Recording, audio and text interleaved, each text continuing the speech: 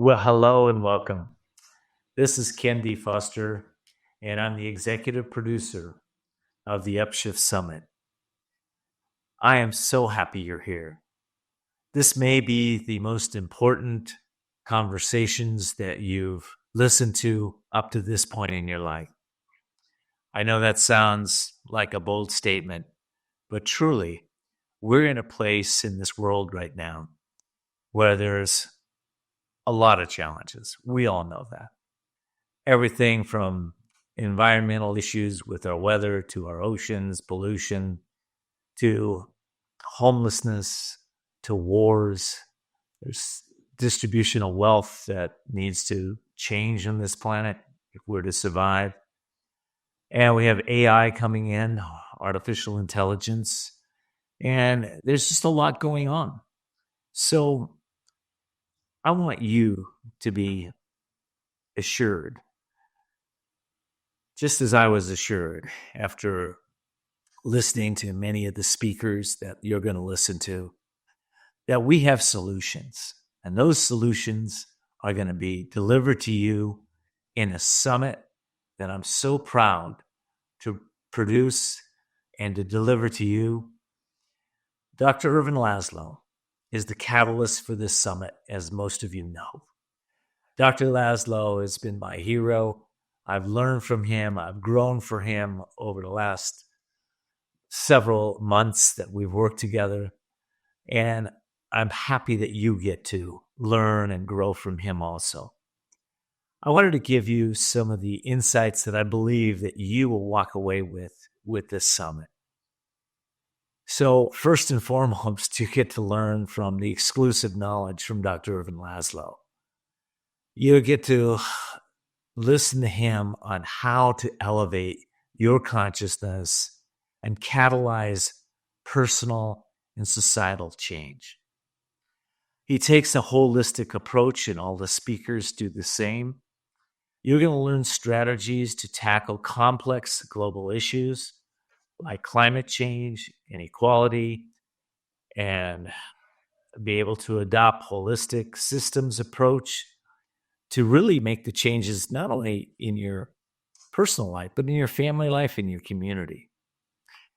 You're also going to be able to discover the tools to align your life purpose with global evolution, fostering personal transformation and a deeper connection to the world at large.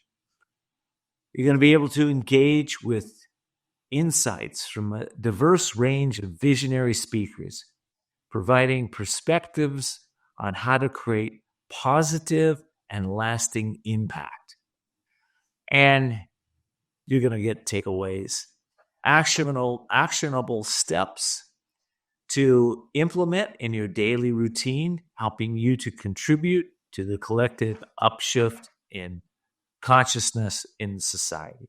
In other words, you, like myself, get to be even more a greater catalyst to be the solution for change in this world. So if that's excitement to you, then here's what I hope you'll do. I hope you will pass on this summit to those that you care about and love. Number one. Number two, take notes. This isn't just about getting more information. This is about realization, helping you to realize the principles that are being taught by all the speakers. And the only way we can do that, really, is take good notes and then apply the principles in our lives on a consistent daily basis.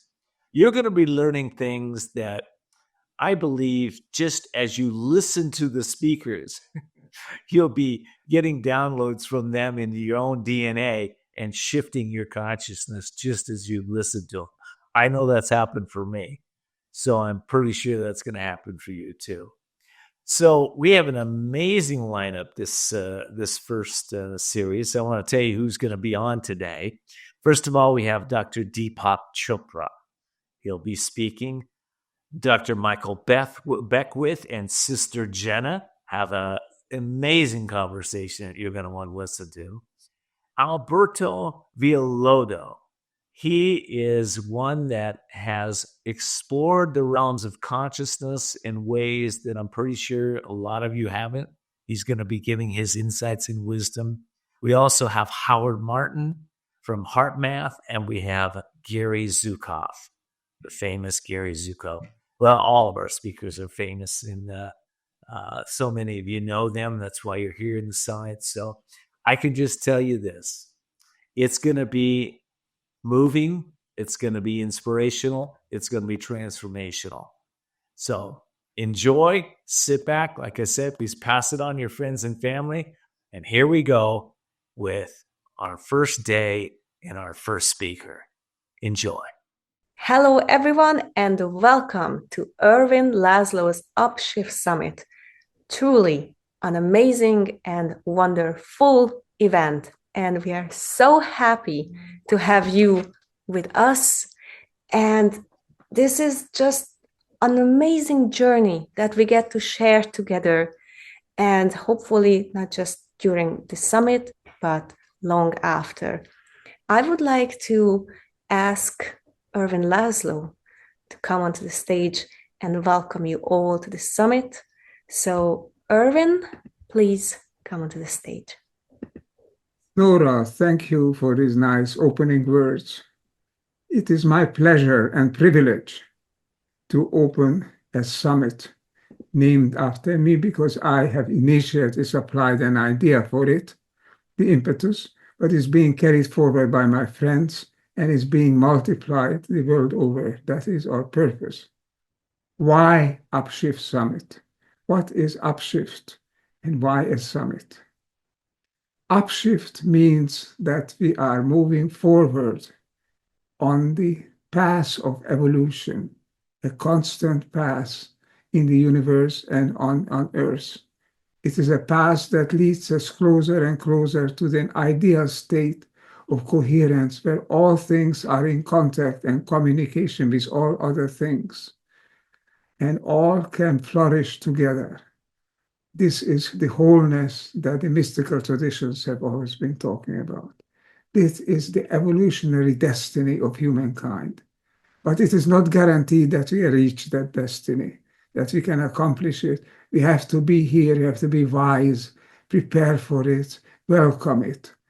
This summit is intended to bring together some of the keenest, most insightful minds on the contemporary scene to address this question.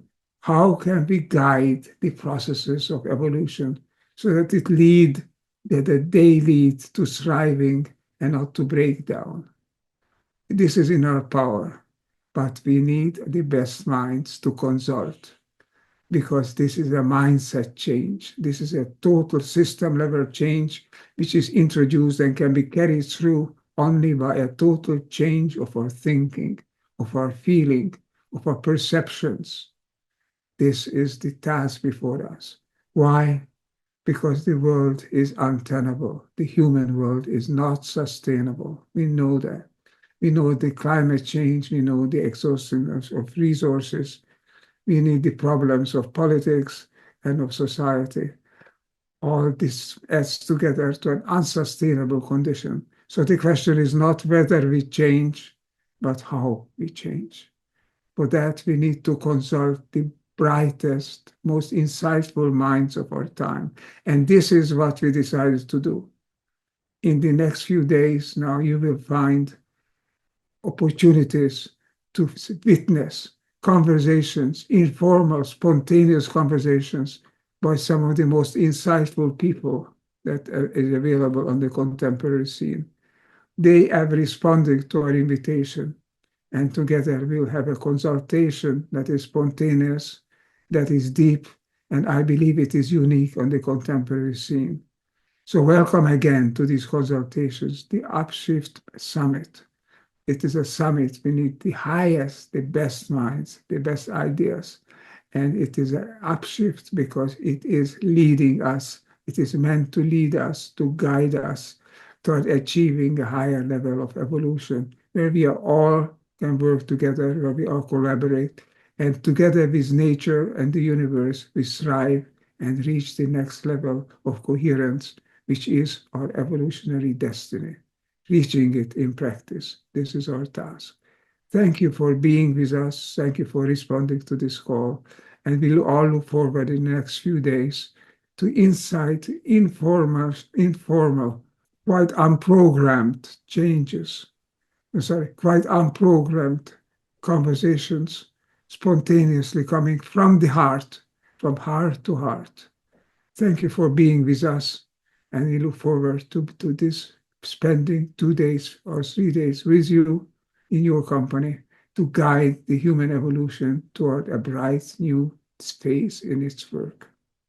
Thank you again. Today's exceptional guest is Dr. Deepak Chopra, founder of the Chopra Foundation, a nonprofit entity for research on well-being and humanitarianism, as well as Chopra Global, a modern-day health company at the intersection of science and spirituality.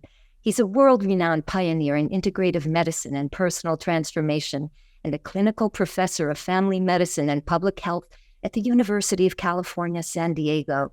Deepak serves as a senior scientist with Gallup Organization and is the author of over 89 books translated into over 43 languages, including numerous New York Times bestsellers. His 90th book, national bestseller, Metahuman, Unleashing Your Infinite Potential, unlocks the secrets to moving beyond our present limitations to access a field of infinite possibilities. Time magazine describes Dr. Chopra as one of the top 100 heroes and icons of the century. Quite the legacy, so I want to welcome this metahuman to our conversation about well-being because, frankly, Deepak, I never met a human I didn't like. Deepak, welcome to this podcast. We go back, I don't know how many years, but I have never treasured a friendship more than that is with you. I consider you one of the wisest people on earth. I want to ask this wisest person on earth a very fundamental question. I have a sense, it's an intuitive sense, and I want to ask if you share this or not. This sense is that somehow we have bottomed out, that somehow that what we are facing is now, and among the alternatives, a positive place, a positive way forward.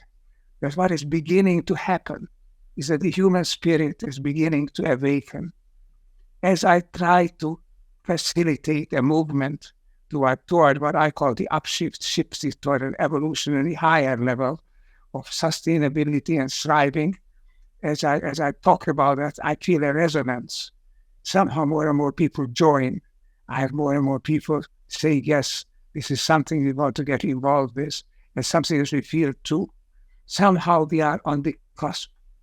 And what is forward, what is ahead of us, is a next leap in evolution.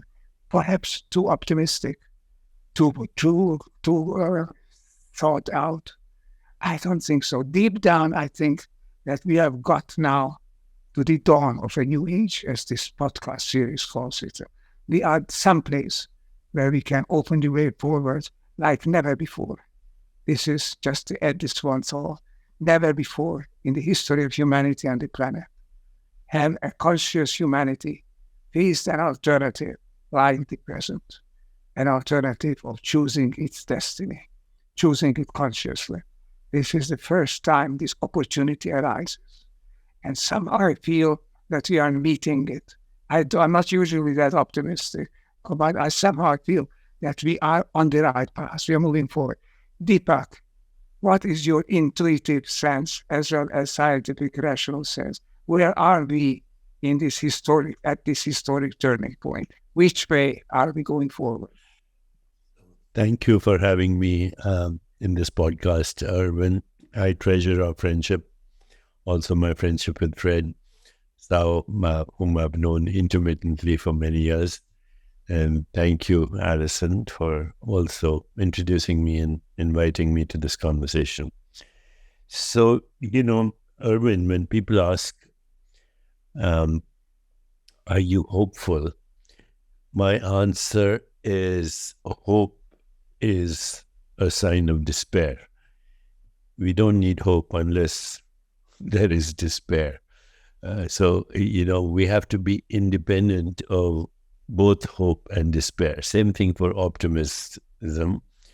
There is a pessimistic way to look at what it is, and we should go through it in an optimistic way. But I would like to get away from these ideas of pessimism and optimism to what is reality. And if we embrace reality as we are beginning to evolve to that understanding of reality, then we don't need optimism. We don't need hope. What we need is what our essential nature is, which is creativity. And creativity, of course, also includes imagination. And even that is not enough. We need creativity, and we need imagination, and we need an emergence through an ecosystem or matrix of what you might call love. Love not as a mere sentiment or emotion, but as the ultimate truth at the heart of creation, which is subject and object of experience are one. Seer and scenery are one. Lover and beloved are one. Knower and known are one. Now, no, we've heard this many times. Sometimes very profound truths become cliches, and then people forget how profound they are. So we've heard, reality is one. We've heard reality is infinite and formless. We've heard that whatever we call reality modifies itself into both perceptual activity, which we call the physical world, and the physical body, which is a human construct, because there's no such thing as a physical world. It's a human interpretation for human perceptual activity that we call matter. Nobody has ever proved the existence of a substance called matter. And, if you look at whatever we call matter, ultimately disappears into formless, infinite, non-matter. The essential stuff of the universe is actually non-stuff. And it seems to be intelligent non-stuff. So there's an organizing principle, there's an evolutionary principle, the formless reality that is differentiating into species-specific observers, species-specific modes of observation, and species-specific things observed, is infinite and incomprehensible. Even to use words like inside or outside, these are very convenient fictions, because in this formless reality, there's nothing inside or outside. It is modifying itself as this experience that we're having right now. And as we shift our identity to this formless reality, we do realize that ultimate reality is a field of infinite possibilities. It is unpredictable because it is creative. It is the source of attention and intention. It's self-organizing. It's self-regulating. And the only thing that we can do wrong is to interfere with it.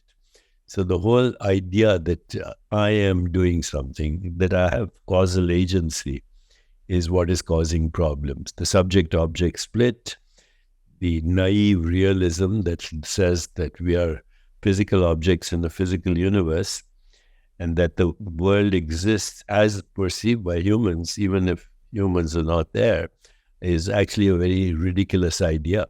So science itself is demolishing its own precepts. Right now, science is based on subject-object split. It's based on the assumption that there is something called matter. And it's also based on the assumption that atoms and molecules and force fields somehow create the experience that we call consciousness, insight, intuition, imagination, creativity. Transcendence is the dance of molecules. Nothing could be more ridiculous. So I just want to conclude my answer by saying we are at a crossroads. We continue the road we've traveled for the last 40,000 years since the cognitive revolution, tribal minds, modern capacities, nuclear weapons, climate change, mass migration, social injustice, economic injustice, eco-destruction, and weapons of mass destruction and mechanized death, then we are sleepwalking to extinction. And that's a possibility. We are at that crossroads. The other possibility is to embrace what you're saying, is to understand that all we need for this emergence is shared vision, emotional and spiritual connection with each other and caring for each other, and then complementing the genius that we have in the modern world with all the understanding. But science itself has to take that quantum leap beyond naive realism and understand that what we call the physical universe is our collective manifestation, collective dreamscape. And what we call our body minds are, at the moment, fictional characters in this collective dreamscape. If we transcend these modes of thinking that we've had since primitive times with these modern capacities, then I see what you have as a vision, a more peaceful, just, sustainable, healthier, and joyful world.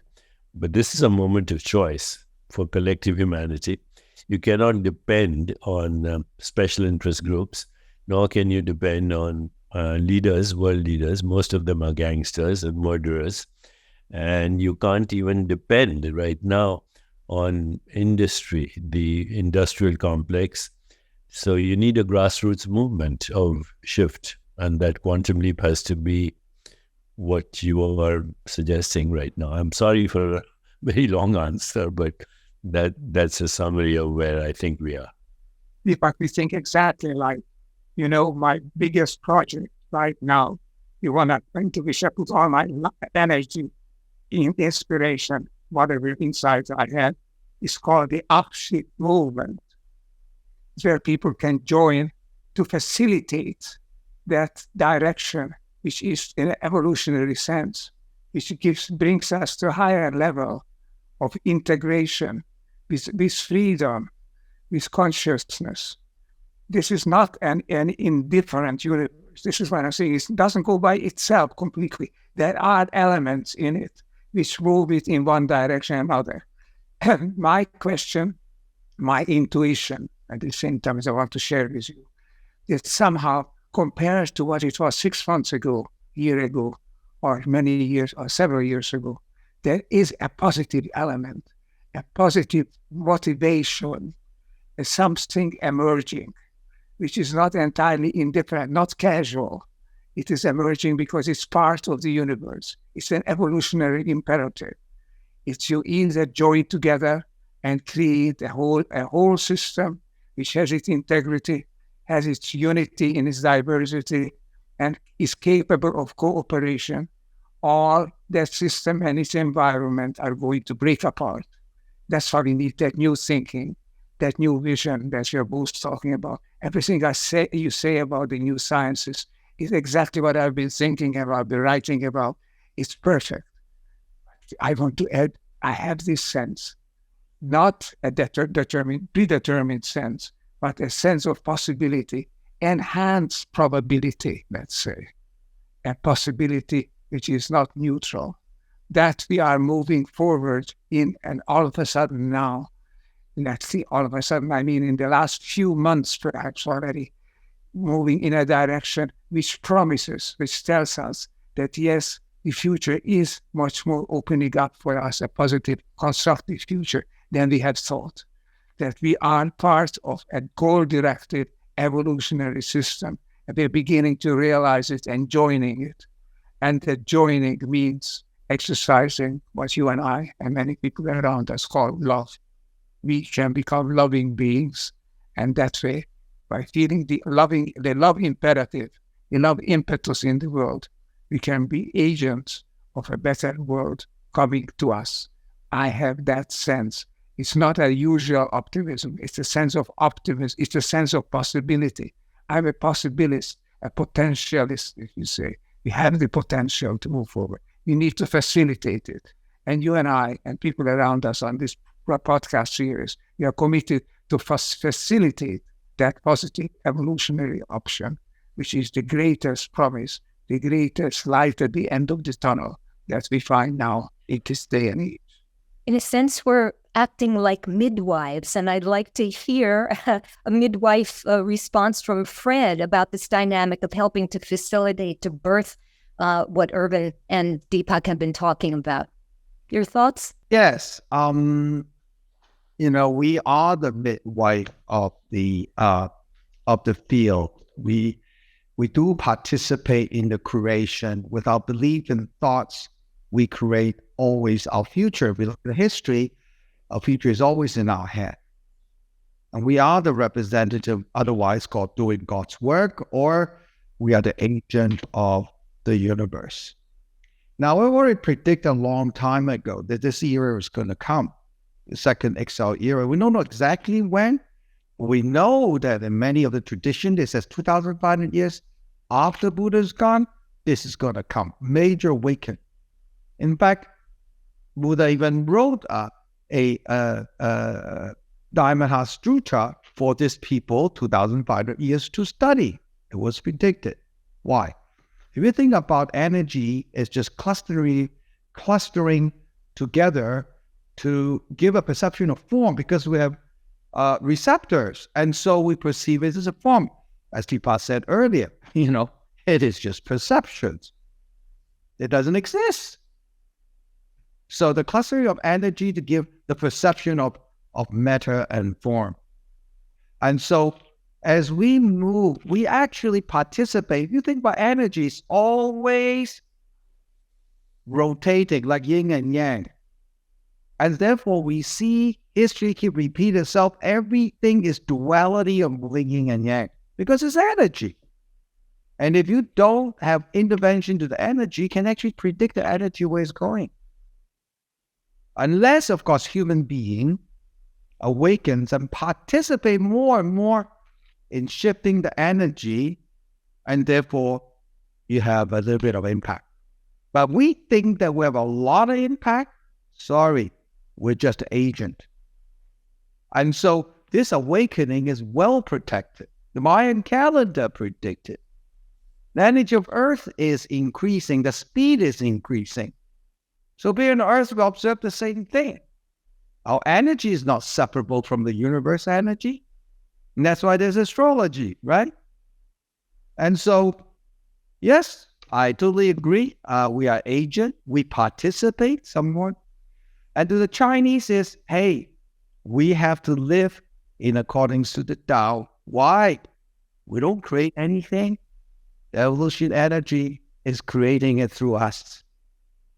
So we think that we're doing anything. We are wrong. We don't. We are just the vehicle, the agent. We're just like a handful. It looks like there's a lot of information in a handful, but actually without Wi-Fi and we have nothing on the cloud, you have nothing in a handful. It's like watching the TV. It's not the TV, it's a broadcasting station. But we thought the TV is it. You see, I press the button, something comes out. It has nothing to do with the TV. We're just a vehicle for the broadcasting station. And everything is changing. Why? Because it's always oscillating. In the dualistic world, it appears this way. But as Deepak said correctly, knowing and not knowing, existent, non-existent. The duality does not exist in the holistic world of no substance. So the whole key thing is changing the way we perceive, and every action of ours will be different. Thank you. Beautiful.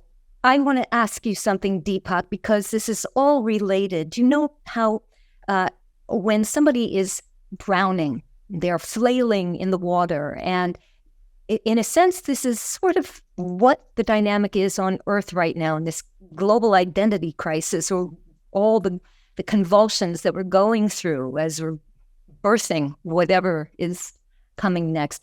So actually, I'm going to give a different metaphor of a dance class, because it's almost like this world is doing 10 million different dances. One part of the world is doing a ballet, another is doing jazz, another is doing rap, another is doing cha-cha. Each individual rhythm is wonderful in and of itself, but we're not coordinated. So we're afraid, I think, of allowing to be led, and we're all trying to be the partner that's leading, when it comes to energy. That's just my perception. So I want to ask you, because I know that you made a quote that everything is merely a perception, individual exploration of one's conscious, purpose-driven footpath. Yet, with so much human diversity and so much fear right now operative in the world, how to, first of all, interpret well-being and reach an agreed upon meaning for person and planet in order to breathe easier and birth this dawn of an era of well-being collectively. Is this kind of chaotic energy just going to happen in spite of us and mayhem evolves? Or is there a way to do this with a modicum of grace? So the short answer to your question is the only definition of well-being is self-realization, not self-improvement, but self-realization, and a critical mass of that self-realization, which Ervin and Fred both referred to as the awakening. So awakening is getting rid or going beyond the divided mind. Now, in order to do that, we have to also understand a few very basic principles. And those principles are that, number one, differentiation is not separation. So, when a human baby is conceived, you have 25,000 genes, and they kind of, for lack of a better word, let's call that 25,000 packet of genes a fertilized ovum, which is pluripotential. It has many possibilities. And it divides about 50 times to create the 30, 40, 50 trillion cells that make a human baby. All it needs is 50 replications. 1 becomes 2, 2 becomes 4, etc. And in the end, you have a human body mind, which has more cells than all the stars in the Milky Way galaxy. Now, when you look at this baby, or you look at any biological organism, you say, well, that's the eyes, that's the nose, that's the liver, that's the brain, those are hair follicles, that's genitalia. And we now think these are separate items in a human body. But in fact, they're differentiated activities of that wholeness, that self-organizing principle that's inherent in the formless, infinite, irreducible, mysterious, incomprehensible, unimaginable reality that we can call whatever we want, the unified field, God, Allah, Ein Sof, Brahman. It doesn't matter, those are words. But whatever that infinite mystery is, it is intellectually, scientifically, philosophically incomprehensible. To pretend even that we can scientifically understand that mystery is huge arrogance. We are now told by science that there are 2 trillion galaxies, that there are 700 sextillion stars, that there might be uncountable trillions of planets, in maybe 60 billion habitable planets in just the Milky Way galaxy. And so in this entire scheme of things, planet Earth is not even a speck of or a grain of sand in all the beaches of the universe. And on that grain of sand is a species called Homo sapiens, self-described as the wise ones, is going to save the universe. It's the height of hubris and arrogance. So when we begin to understand 2-3 principles, only 2-3 principles really.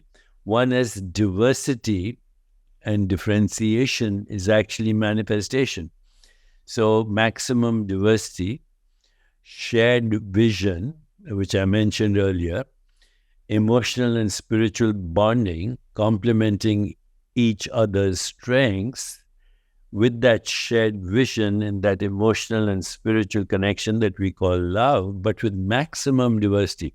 When I say maximum diversity, it means diversity of people in the field of entertainment, songwriters, poets, movie makers, entertainers, people from the educational field, from academia, the grassroots, maximum diversity of gender, LGBT, all the marginalized communities, maximum diversity of race, when you bring maximum diversity, which is the nature of the infinite to differentiate into maximum diversity, you also bring maximum creativity.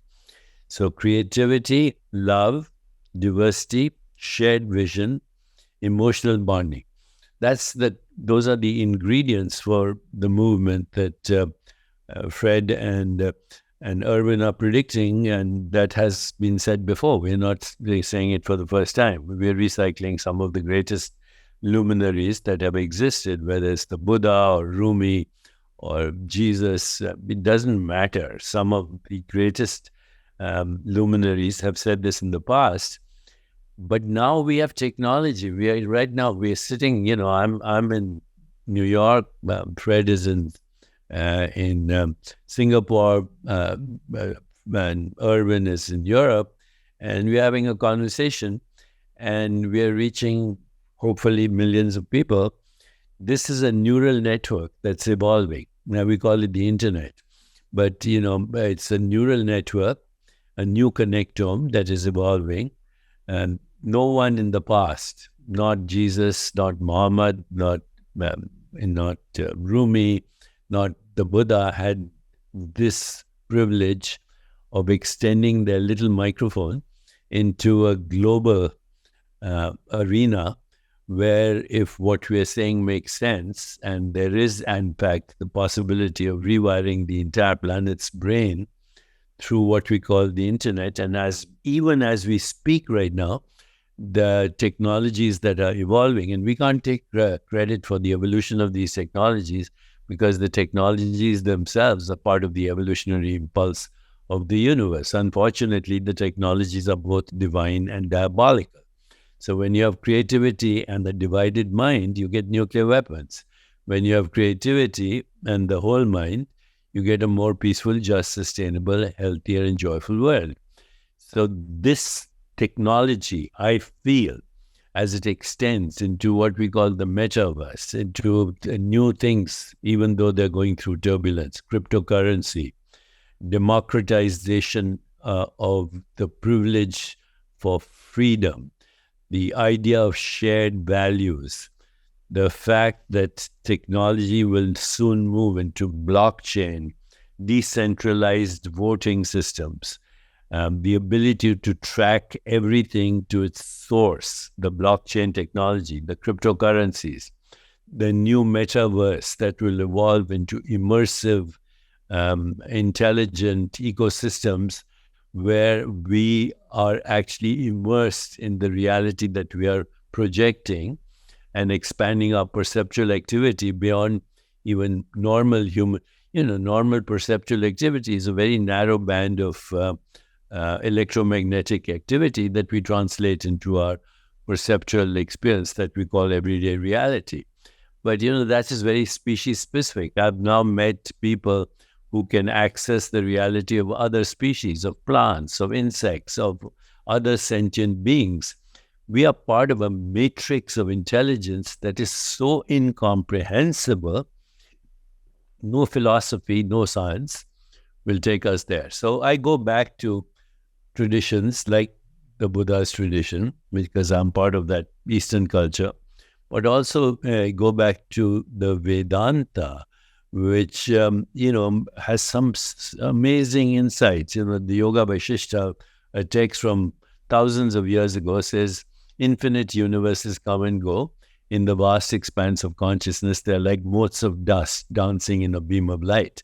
And those infinite universes exist in consciousness alone. So in these wisdom traditions, they outline certain principles. And we don't have the luxury of time right now to go through all these principles. I just want to mention the first and the last, the bookends. Okay. And this is from Vedanta and the yogic system. The first principle, which is the first yama, which means principle of social interaction. The first principle is ahimsa. Ahimsa means love and non-violence, not by what you say, not by what you do, but your presence of being. So that's the first, your You are the embodiment of love and presence and peace in the same way as light from a bonfire or light from the sun, focused on none, denied to none, but just radiating that presence of love. That's the first bookend. And the last bookend, and there are many in between that we don't have time to go to, the last is surrender to the divine, incomprehensible, irreducible, formless, infinite, wondrous mystery that we are. If we do that and we understand that differentiation is not separation, that diversity is, in fact, the advantage to our collective creativity at the moment, then we have a solution. Wow. What you said, Yeah. Buck, Ervin, yes. I think important element is to realize that it's not the question of understanding a consciousness that is held by the universe. That consciousness is not a subject-predicate attribute. It's not that there is the universe and that it has consciousness. That consciousness is the universe. That we are part of a conscious universe, a psychophysical universe. Not in a dualistic sense, but in an integrated sense. That incomprehensible whole about which Deepak is talking is an expression of consciousness. And that we human beings are capable of glimpsing some element of that, glimpsing at least that there is this consciousness in the world, and that it is higher than anything else around us, and that we are part of it, and we can be a conscious midwife of its development. That is surely not a usual factor, at least on this part of the universe, this solar system. It's an unusual privilege, not by chance that we are here. We are here, I think, to be conscious elements of the consciousness, which is the universe, translating that consciousness into well-being, if we grasp it, if we recognize it right. For that, we need a new mindset. With that, we need the old mindset, what Deepak is talking about, rediscovered and re-embraced. Then we can together move forward and create the kind of world that we were meant to create, because this is not an indifferent universe, not a chance universe. It is here to move toward higher and higher levels of evolution, diversity, but also integration, choice among the many elements that make available ever more paths opening for us. And we are at a cusp, we are at a moment when recognition is dawning on us, and it's making us conscious architects, conscious agents, as Fred is talking about it as well, conscious agents of this evolutionary trend. So we are at a fascinating moment of human history. Nothing like this has happened. A conscious species recognizing the multiple paths that are becoming available to it. Facilitators, agents, you've got to be conscious agents, conscious facilitators. Then the great, undescribable, incomprehensible whole, which the Deepak is talking about, will be translated in us through our intuition, not through our rational mind, but through our intuition, will be translated into action so that we can all physically live and thrive together on this planet. Beautifully said. So let me ask you something, Fred, because Deepak was talking essentially about radiating a loving energy and surrender.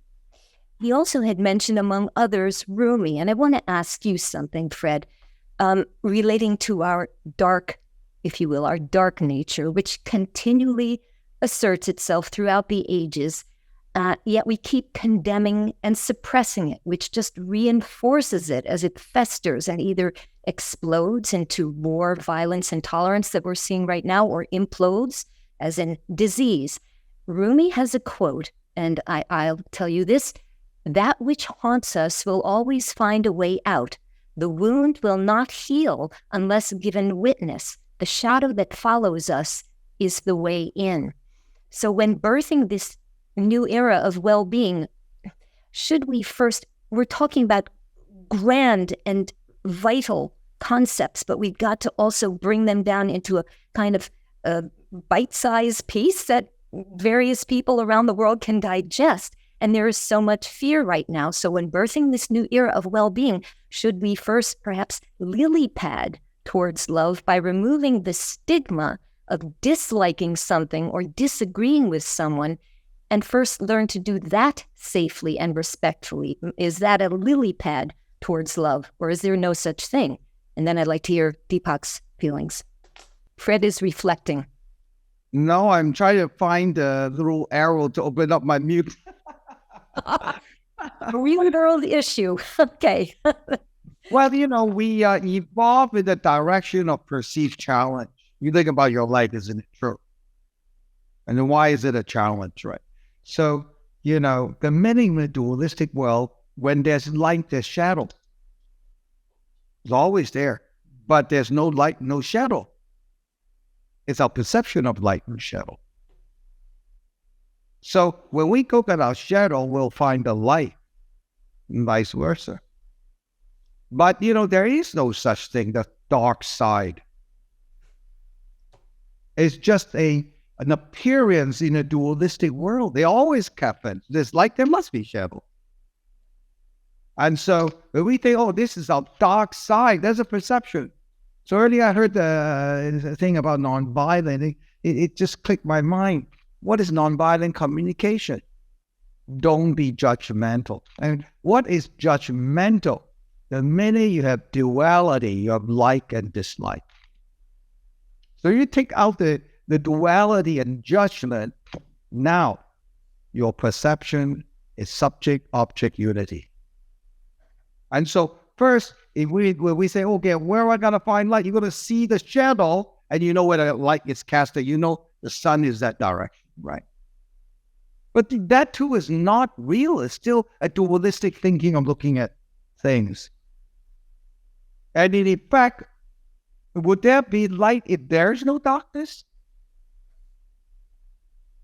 And so it's true. But you think about today is very interesting, right? So we know we're in the information era. Now we are going to have digital information, DNA information, and all information. We truly move in the information era. The funny thing about projection, we can actually see ourselves. We are a projection. We are a projection, the holographic reality. And this holographic reality of the conscious create another holographic reality of metaverse that we can experience reality before we create what we say, when we create the reality physically, which is also a holographic reality. Now, would it be easier? Now, we're just hearing about the future of metaverse, that you can actually do digital twins that actually can have bioelectrical structure like yourself. You can actually subscribe a medicine and give it to your digital twin and see the result before you actually take the medicine in your body. So they're doing all kinds of things with metaverse. It's not a game thing only. So look at this. We project in this holographic reality to create another holographic reality so we can see the holographic reality. Now, isn't it easier to wake up to understand what holographic reality is, where we can jump into that one and experience and live there? So this is indeed a very interesting era for awakening. And everything indicated we're moving there, right? So I just finished a new book, which is on this topic about the vision, a new economy that the United Nations said, well, we need a new paradigm, a new economic paradigm of well-being, happiness.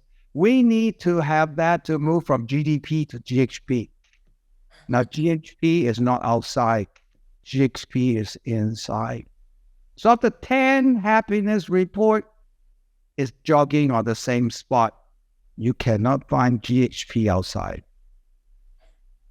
Thank you. Thank you so much, Fred. So let me, off the heels of that, let me pose this to all of you, whoever would like to respond. Suffering has been a hallmark of the human condition, the human condition, and even spiritual awakening with dark nights of the soul that can make or break us. The feeling of vulnerability can cause us to erect walls of protection or remove barriers to the awareness of a loving presence. So, with the world in upheaval, homesteads being challenged by environmental collapse, jobs being replaced by AI, all the vulnerability that this implies, is creativity, and I think, Deepak, you were referring to this early on, is creativity our new salvation, if you will, our new skill set for not only surviving but inviting well-being? Is awakening via suffering becoming old paradigm, and awakening by finding one's creative passion, imagination, and self-expression new paradigm? Who would like to? Short answer is yes, new paradigm. But creativity and love and surrender to the infinite all go together. Creativity without love is totally meaningless and dangerous and diabolical. So we need both of that. Now, while I was listening to Fred, here's what the thought came to me. Nothing that we attribute as a property of the physical world actually exists in the physical world. So if I ask you, where's the color red?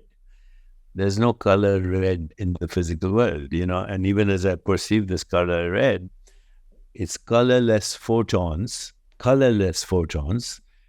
that are appearing in my consciousness as the color red. So there's no color in the real world. A color only exists in consciousness. And without color, there's no shape. And without shape, there's no form.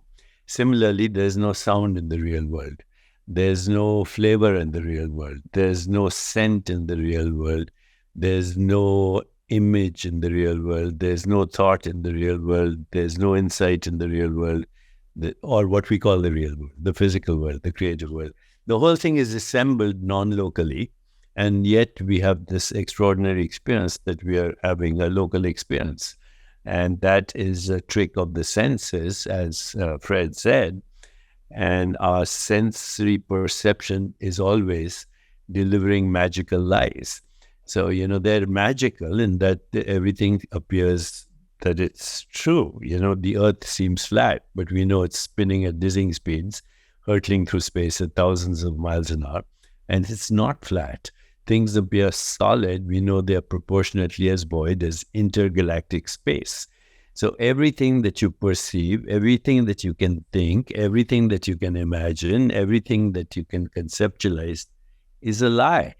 And that includes, by the way, quantum particles. We say, oh, that's a Higgs boson. We gave a name to a space-time event in consciousness in a very complicated experiment that cost billions of dollars. We excluded every activity in the universe. We saw a blip in the Hadron Collider, and by the time we saw it, it didn't exist. And we say, oh, that's Higgs boson. It creates mass in the universe. It's as good as saying, that the whole universe came from this one particle that we have now observed, when by the time we observed it, it didn't even exist. The whole scientific paradigm, which is very useful for creating technology, but is now getting to the point where it says, there is no such thing as a world. There is no such thing as a universe. There's no such thing as even a body. There is only the infinite modifying itself into a multiplicity of infinite modes of knowing that are also not only species-specific, but culture-specific within human beings. So, there will never be an agreement on what is reality as we interpret it through our five senses, because we were all conditioned differently. So what we call light and shadow, up and down, pleasure and pain, all these things are created by us in order that we can know ourselves as that. I can know myself as that. What I call an object is an experience. Whether it's a book or my telephone, it's an experience. And as an experience, it's a modulation of perceptual activity interpreted by human beings as this iPhone. But actually, it's me in disguise. So when I see myself in an object, whether it's a coffee cup or a phone, that's beauty. When I see myself in another living being, that's love. And love and beauty are truths. And we have to go beyond our normal concepts, including the shadow self and all of this, to see in that wholeness of experience, everything is me in disguise. And that me is not a person. Even what I call the other is me in a different uniform. So, Meister Eckhart, the eye with which I see God is the same eye that God sees me with. Or even a simple injunction that nobody understands, love your enemy as yourself. Well, because your enemy is yourself in another variety, in another mutation, in another expression. For that, at some point, even our philosophies don't work. We have to just be still. As Ruby said, know that God's language is silence and everything else is poor translation. So, we have to settle into that being that transcends all differentiation, and suddenly there's glory. The glory is joy, truth, goodness, beauty, harmony, love, compassion, empathy, equanimity, and freedom from the constructs of birth and death, which are based on false identity. So you talked about suffering, and Fred will be an expert in the Four Noble Truths and the causes of suffering as outlined in Buddhism. But that's similar in Vedanta, they say. The cause of 5 causes of suffering called the kleshas, not knowing who you really are, confusing yourself with your selfie, grasping and clinging at experience which can't be held on to because every experience is transient, ephemeral, ungraspable, recoiling from the same experiences, identifying with your ego and fear of death. But in that true identity that we really are, these things disappear. They're like phantoms that we created as a result of confusing differentiation with separation. I saw what looked like a divine light emanating from down up on your face. I'm sorry that we're not doing a video podcast instead of audio, but was that the real deal, Deepak, or was that the iPhone? I think I was messing with the iPhone, trying to shut it off, but it wouldn't. No, look at that. It still looks like divine light, and I'm sure it is embedded in that. Why not capture it on video anyway? Indeed. I think we're coming to the end of this program, and I just want to ask each of you if you have a final thought or comment that you'd like to make or a question. I like to go back the 2 comments our colleagues made. One is the final comment about one is coherency, and the other is Deepak saying that love, creativity, and surrender is not separable. It's the same thing. So when you're whole, it's not separable. Only thing is you commit what the Chinese yellow emperor canon say, all our sickness is because we're ignorant. If they were just like Socrates, who says, know thyself. The only thing I know is I know nothing. So in the Chinese culture, if you have that, at least you will be careful and not to get sick. But this wholeness is love. Love is, when you're not separate, how can not be love? But it's not the love you see in Hollywood. And creativity doesn't come from you. It comes from the source. It comes from the cosmos. So we don't surrender your calling by them and insist to use your ignorant desire to drive things. None of them exists. And there's a coherency, well-being, oneness that Ervin was talking about. I mean, it touches me that these comes together as little as language can explain. I think we have an energetic dialogue today here of understanding each other. Absolutely. Beautiful. Fred, thank you. Deepak, any final thoughts? Just to reinforce what Fred said, with a quote from Rumi, he said, exchange your cleverness for bewilderment. And I think bewilderment is a holy experience.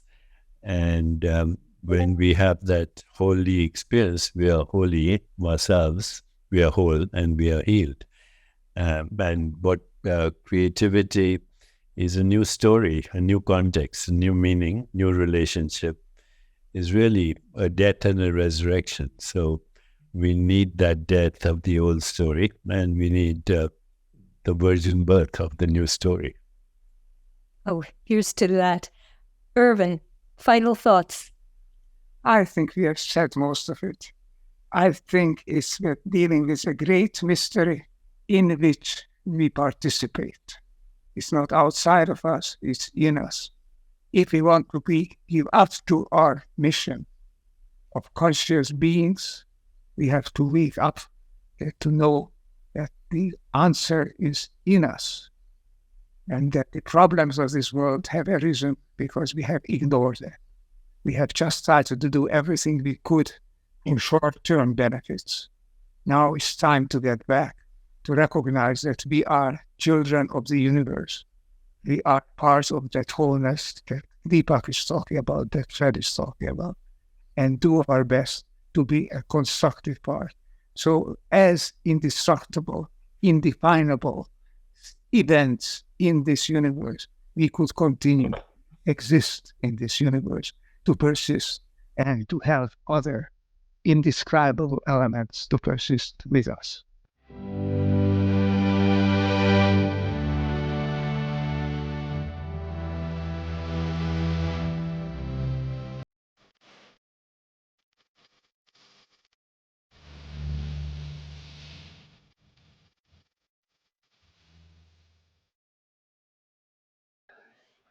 Wow. Thank you to Dr. Laszlo and to our speakers for everything that you're giving us. Every time I listen to these, I'm inspired. I'm uplifted. I bet you are too. So I have a question for you.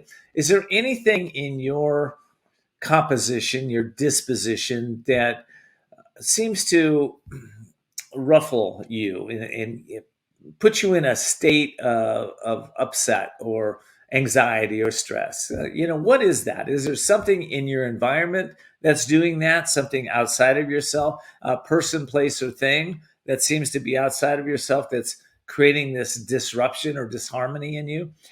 Well, over the years, I know that I've learned myself that it's actually all an inside job. When your attitude is right, when you're feeling powerful inside of yourself, there's really no person, place, or thing that can impact us, but we have to get to that place. And part of this is what our speakers are talking about, because they're talking about upshifting our consciousness. And when you raise your energy, you raise your vibration to that next level, then what happens is you're able to go through life, no matter all the chaos that's happening around you, you have an inner peace inside of you. So I want you to just think about that. And this week or this next few hours even, think about what you could do to upshift your consciousness to step into that place where really nothing upsets you, nothing bothers you. Why is that important? Because it's at that level that you can start tapping into the Akashic record, the superconscious mind, the universal mind. You can call it whatever you want, the mind of God. You can start tuning into that, and you start to live your life and always in remembrance of that. And your life gets better and better. Okay, right? You heard it from me. I hope you enjoy. Yeah, listen, we're ready for our next speakers. So they're all queued up. Let's go ahead and listen to the next conversation. Welcome to It Matters That It Matters, the Upshift conversation with Ervin Laszlo and friends. I am Jennifer Cahill. We are so grateful to have you here today for another conversation between friends on how we can upshift the planet. I'm going to invite in my dear friend here, Ervin Laszlo, who is the creator of this incredible idea, the book, The Upshift. He is the 2-time Nobel Peace Prize nominee and has done so much good in the world, and this is just one more example of it. So, Ervin, thank you for convening us all today together and bringing us here. Jennifer, thank you for getting us together and introducing the show. It's my pleasure, my friend.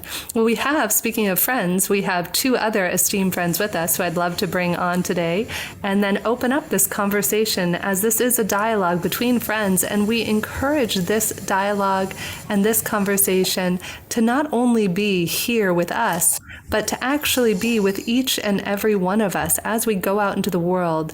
This is an opportunity for us to come together. So let me go ahead and bring on our other friends here. We have with us today Sister Jenna, who I'm going to add here. So we have Sister Jenna with us here today, who is an incredible, wonderful woman from the Braha Kumaras, has been doing great work in the world and created the America Meditating Radio Show.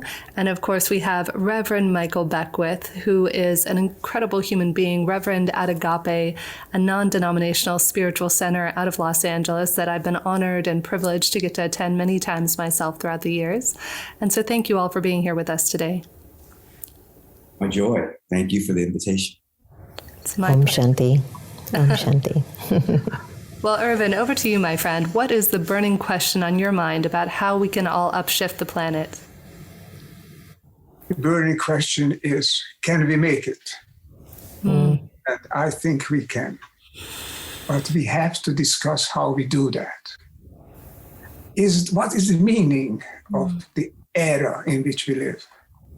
This is an era, hopefully, but I think it truthfully, it's an era of upshift. Moving from a set of crises now, moving beyond it, to somewhere which is not decided yet, but it is still in our hands to decide. Upshift conversations. What is the upshift? What can we do about it? Is there a deeper meaning to it? And who are we to decide whether it's going to be a good upshift or fail? I have the great pleasure to invite a set of eminent people, guests. We start here with two marvelous persons who are great intellects, but great spiritual person, a great feeling as well as seeing, thinking, and knowing persons. As you have introduced them already, and you certainly introduce them more in peace and quiet. We have with us Sister Jenna and Michael Beckwith. Let me ask this first question. You are people known for your insight. We are entering a new era. What should we know about this? What can we know about this? But above all, what can we do about it as individuals to make this an upshift to a better world? I'm convinced that we can, but how and what? Let me ask my eminent guest to start off this show. What is an upshift in your view, and what can we do about making it a good one? Michael, I know you're going to throw it to me. I just know you're going to do that. Hi, everyone. I think I'll go ahead because I know when my sweet brother Michael starts speaking, you're going to forget everything I said.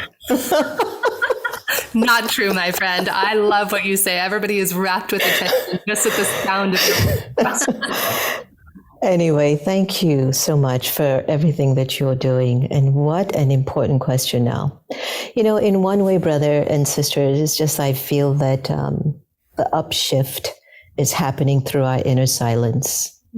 I think there's something calling us deep within the soul that is giving us permission to see the thoughts that are really tucked deep in our subconscious. And then we're given an opportunity to decide which one we want to feed. I think we're in the confluence age, you know. In my teachings of the Brahma Kumaris, the era that we're in is the age of the confluence between Kali Yuga, the Iron Age, and Satyuga, the Golden Age. And it's all predetermined. I'm aware of it. It's all predetermined, and it's all happening as it's supposed to. But the fact that I'm somehow, I don't know what I did, Mr. Laszlo, I just don't know what I did, but somehow I ended up in the confluence age of being awakened. And I remembered when I first got awakened, I was really in a completely different paradigm. And I wouldn't say I was in any kind of an upshift. But I remember that when it happened and my 3 eyes got clear, these 2 were there. They were sometimes not clear, by the way. But this eye became super clear. And the way that this eye started to see through these eyes, I started to see an upshift. And I'm still living that reality today. So I think there's a call that's happening. I think Michael would speak to that because we have a little bit of a similar stories back in the day. But there's a call, and there's a saying by this famous Jamaican singer, Bob Marley. Many are called and few are chosen. Look at that.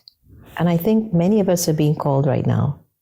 But the question is, are we choosing that call? Would you say that, Michael? Absolutely. Thank you for the great introduction to this conversation. Absolutely. There is a sacred calling on our soul. I like to say that there's an eternal broadcast that's happening. And the source of all creation is a broadcast throughout all creation. And that broadcast is, let there be life, let there be light, let there be beauty, let there be intelligence. And it's everywhere. And so, Ervin, when you ask us, during this particular time in human history where the systemic issues are intense, and you're asking, will we make it? I feel, as well as you feel, Ervin, that we will make it. I feel that there are individuals on the planet that are asleep. There are individuals on the planet that are saying things like, we have to go back to the good old days or go back somewhere in order to reclaim some values to go forward. And that, I think, is a high level of ignorance, that basically we have to go forward, that we have to evolve, we have to unfold, we have to embrace and surrender to the next stage of our unfolding that's within all of us. So it's not about going backwards, it's about a quantum leap, a leap into the next paradigm, the next level of awareness without a ladder. And that goes to what Sister Jenna is saying, that there's an inner reckoning, there's a calling, there's a sacred silence within us. And that as we expand our dominion over our attention and hold fast to that calling, then we will evolve as a species. So it's not about just changing the external world. It's about us evolving as a species. Then the external world does change because everything is vibration. And then our thoughts, our words, and our actions change. And we can make a big difference on the planet in a very short period of time. Yeah. And so I think... I think it goes to what you're saying, Michael. You remember that thing they used to have at Brook stores? It was these little balls, and then when you pulled back one ball in the back, and then you let it go, right, it just took all of them forward. And I think that's what Michael is saying, Ervin, is that even though it looks like we're going backwards, it's actually becoming the means to push civilization ahead. Wow. Absolutely. It doesn't mean that there aren't some things that we have to reconnect to, that we have to rediscover. Rediscover, for example, our oneness with each other and with nature. It's something that we have forgotten.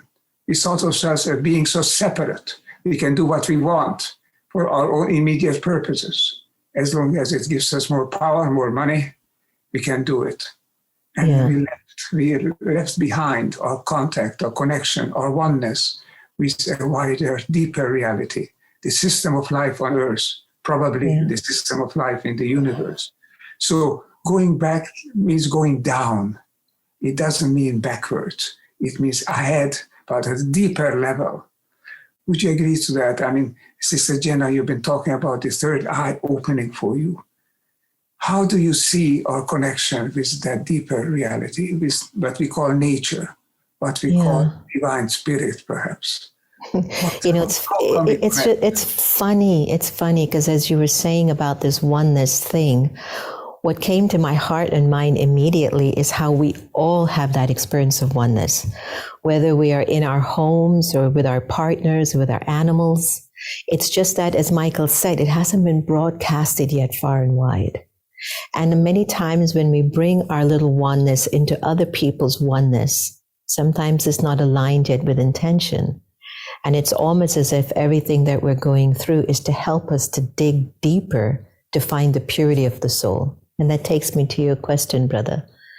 When my third eye opened up, I was dating the son of a prime minister. I was running 2 nightclubs that were extremely successful. And I was into everything that was beyond sacred, so to speak.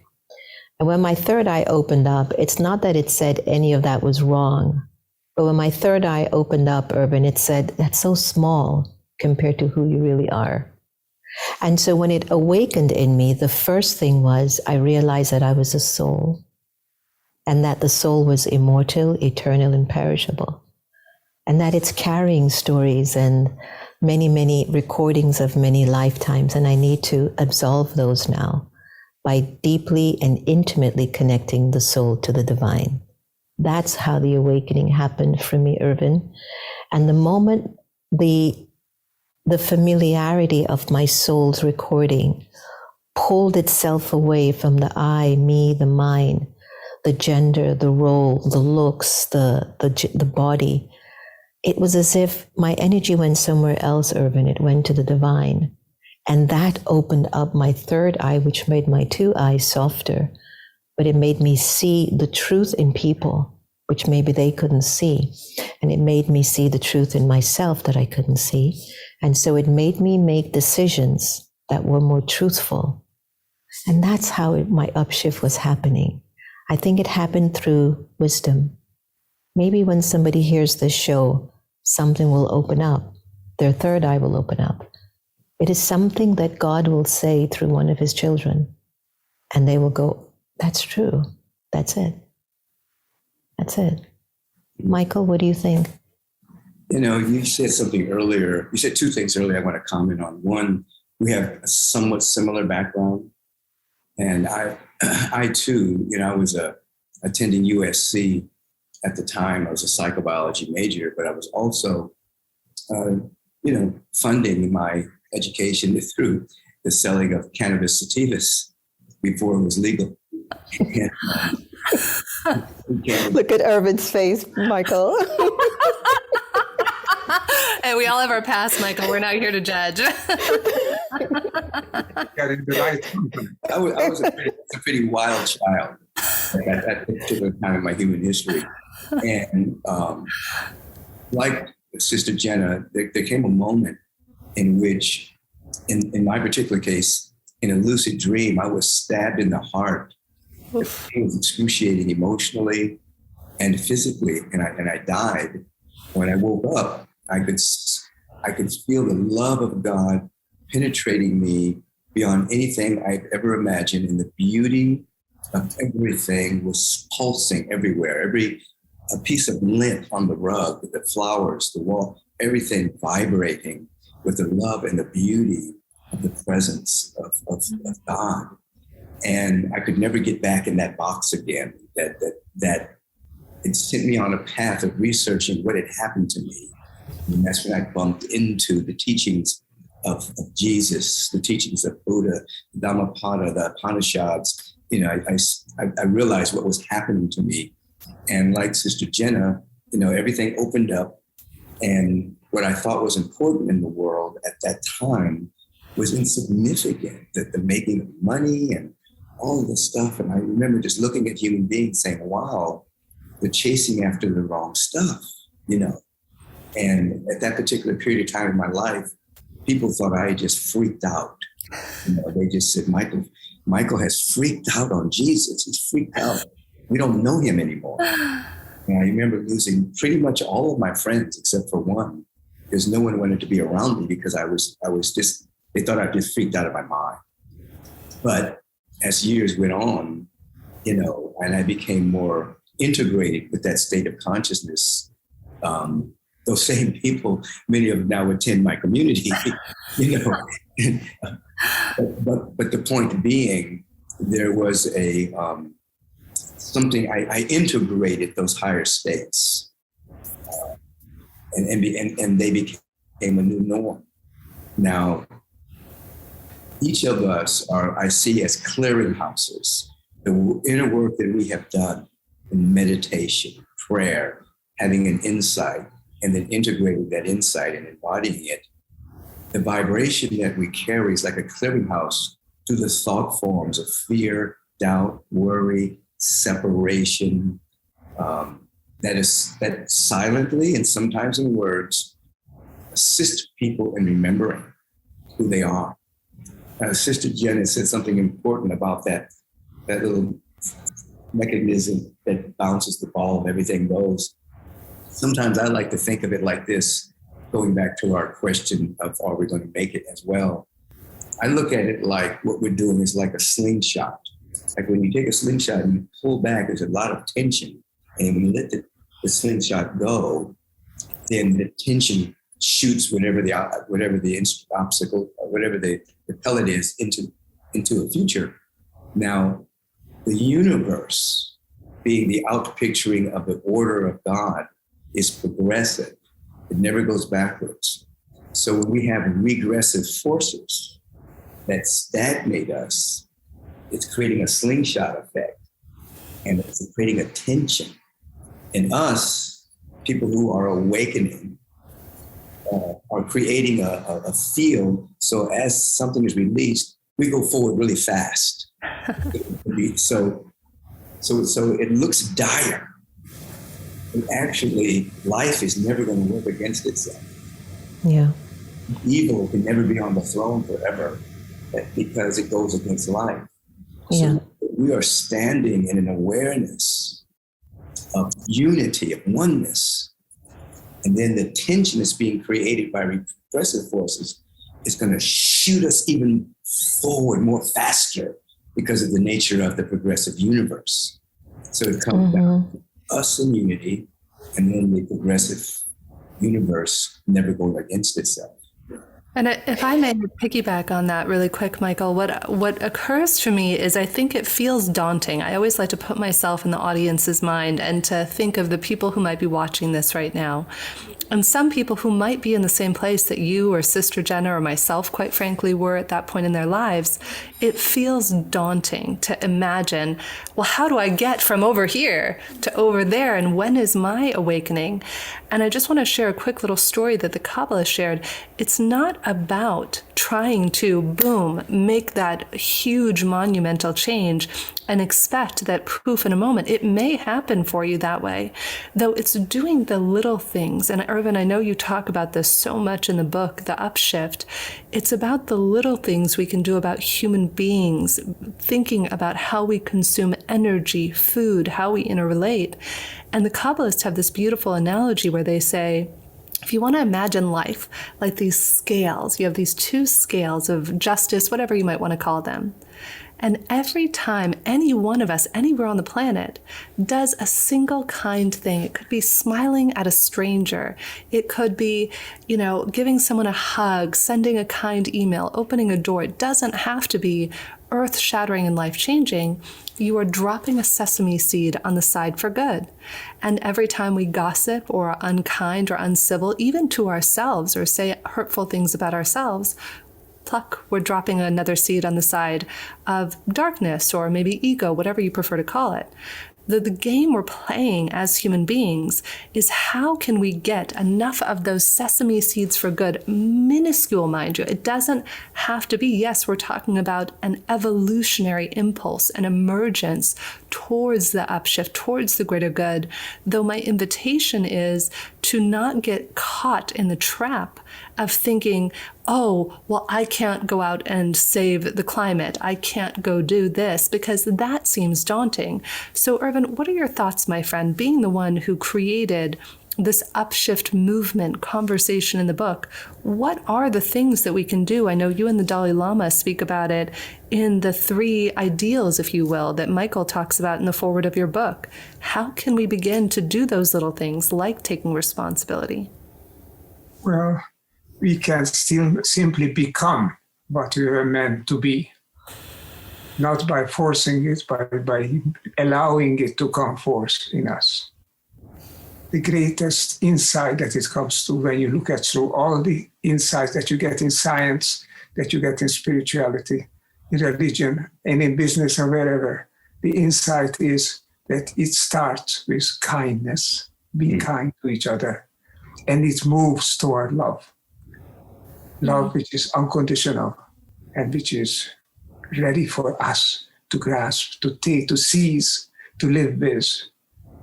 Now, one of the things that we can do is to consciously overcome those many separations in the world today. Separation, Einstein said, is an illusion.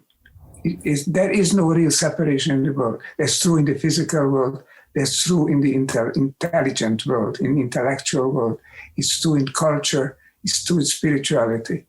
When you are talking about soul, Sister Jenna, for example, we can avoid the dualities with soul and not soul or matter by talking about consciousness. Consciousness is something that infuses all of reality. Matter is conscious because there is no matter per se. Max Planck, the great physicist, said that there is no such thing as matter after he spent his lifetime researching matter. There is, as Michael said, vibration which links us to each other. We can resonate with each other. So there is a way forward, and the way forward lies in us, within us. It doesn't come from above and from outside. It comes from below and from us. Now the great challenge is to have another contagion, a contagion, not a virus contagion, a love contagion. How we can learn to be loving. Start by being kind and move toward this state of love. A soul, yes, that's Sister Jenna is talking about. It's not different from matter. To my mind, soul means consciousness, not as something you produce in our brain. Consciousness is something that exists in the world. That's the deepest reality of the world. This is a psychophysical universe in which consciousness infuses all things. We are a fragment of that divine consciousness. That is our mind. That could be considered our soul. And we talk about material things, we realize that there's not separate from the spiritual things. When we talk about God, I know this is a very big subject, but just to start with conversations with some of those things, we can talk about the intelligence of the universe. I've written a whole book on that with that title. But I mean, it's obviously that when you look at the new physics, the new biology, the new sociology, you find there is intelligence behind everything in the world. This is not a random universe. If it was random, we wouldn't be here.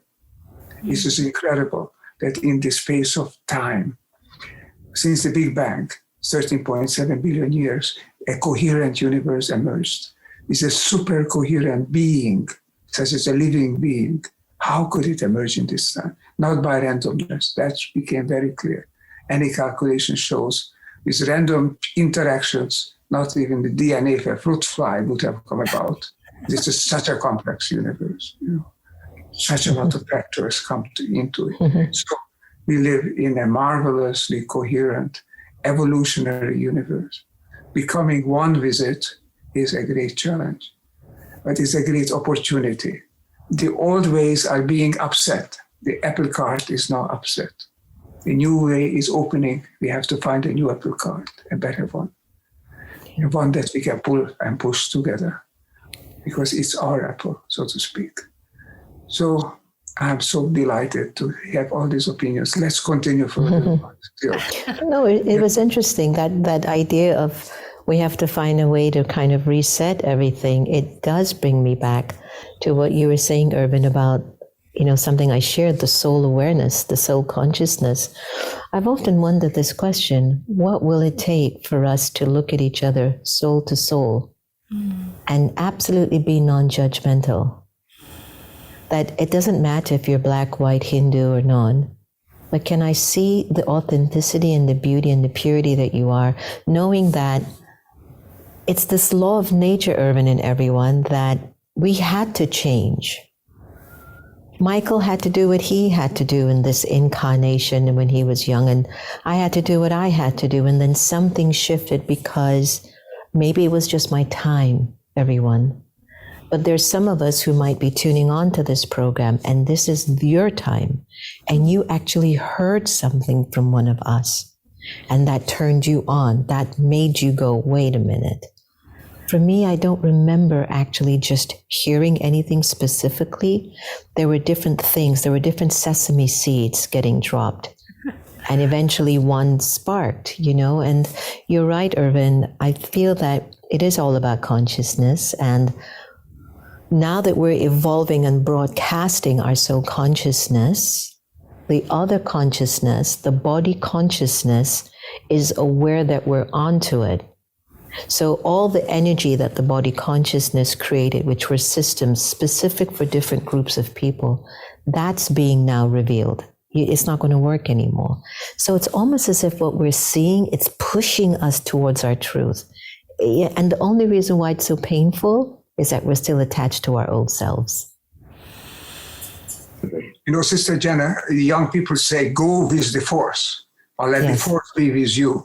Yeah. So I'm about to say this because I'm young. Go with the force, because the force is with you. You all have to go with the force. You are describing the force. Michael is describing the force. I try to get to that also, to describe evolution as in us, something that pushes us, makes us go forward. Yeah. That's the big hope, not on the wisdom of institutions and the wisdom that is in us. Yes. Let's share this, have a further move. Jennifer, how do we proceed now? Well, tying that in, I actually wanted to throw it back to something I heard Michael say many years ago in Agape, and perhaps you could expound upon this, Michael. I think it helps if perhaps we give each of you little mini sesame seeds that we could put out in the world. And Michael, there was a practice many years ago in Agape that you said, which, correct me if I'm wrong, but I believe it was, every day, ask God, source, the universe, whatever it is that you consider to be your source or power, and say, what is my assignment today? What is mine to do? And since I heard that, Michael, I've said it every single day since then, and now my husband does it, and I've taught friends to do it.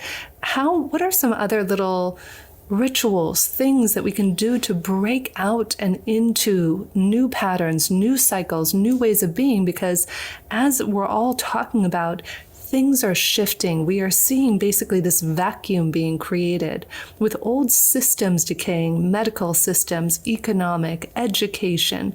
All of these systems are decaying around the world, and that gives us a choice point. For the first time in human history, we have a choice.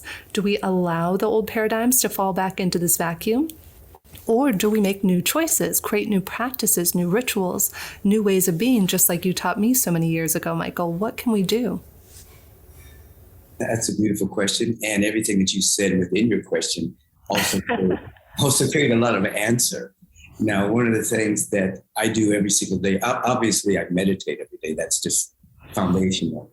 But when I wake up, and I did it this morning, I did it before I got on the Zoom with you, I'll stand and I go into gratitude for existence, that I exist at all. I become very grateful that I am alive. And I hold that space with some deep breathing. Then I surrender to God. I surrender to life. I surrender to the force. I surrender to the source of all creation. I yield to it.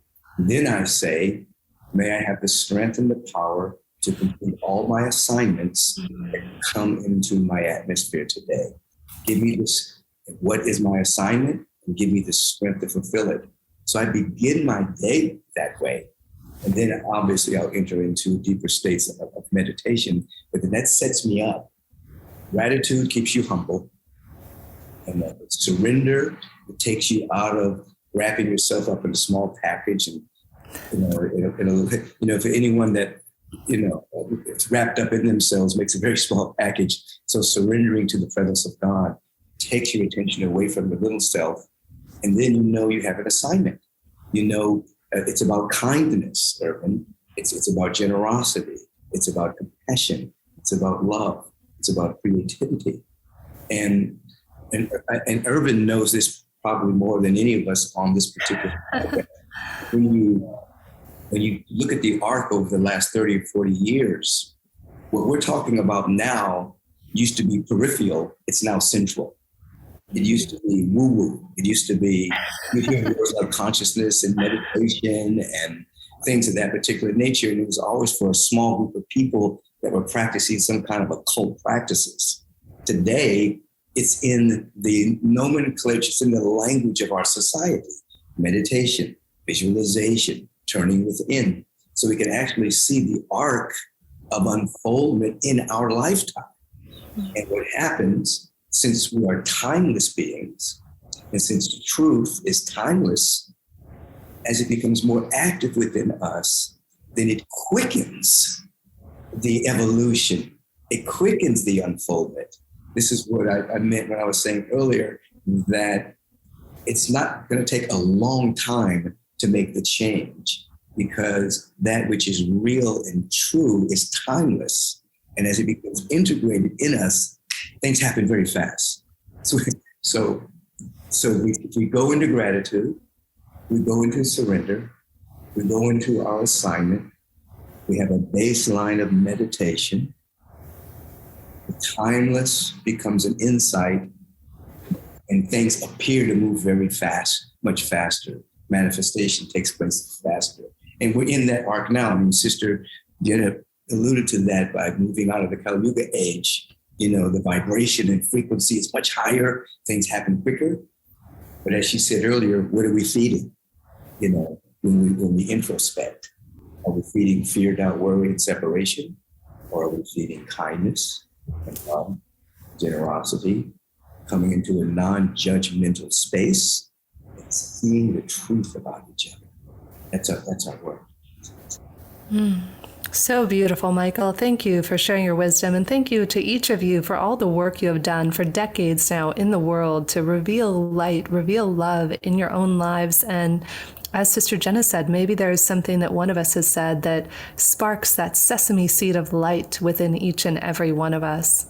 As we continue on this journey, I invite you to look for that tiny little spark, that sesame seed, that spark of light in every human being. And in doing so, that opens us up to greater compassion for ourselves and for the other. It's so important to always remember, even if we may disagree with someone's perspective, their background, what they did or didn't do, could we still connect to that spark of light? Ervin, did you have any closing thoughts for us today for our amazing conversation we've just had with these beautiful friends, Sister Jenna and Michael Bernard Beckwith? Jennifer, this is not a closing conversation. This is an opening conversation. True story, my friend. Beginning a series in which you ask such questions and come with such outstanding people. People who are outstanding are not because they are rich or famous. Other people can also be that. It's because they can think deeply. Think reality. Remember this. Einstein said there are two ways you can live your life. Either if everything is a miracle or as if nothing is. He lived as if everything is a miracle, and he found that the universe is indeed a miraculous universe. Remember that. It brought us force. It brought life force. It is all the time evolving. It is a holographic universe. You know, in a hologram, everything that is in the whole is in every part. And the universe evolves toward higher levels of coherence, integration, oneness, and that is in us. That is what evolves in us.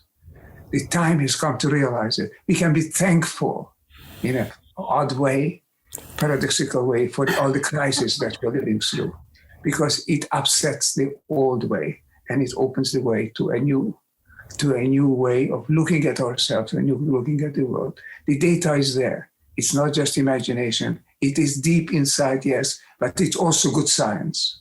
This is an evolving universe, and we are part of it. No longer a difference between, or a divergence between good science and good spirituality. We are spiritual, scientific beings. And this is the way that we can move forward. And it's my deepest gratefulness and thanks to our eminent guests and to you, Jennifer, for moderating, because this is a kind of conversation that we would like to have, that we will have.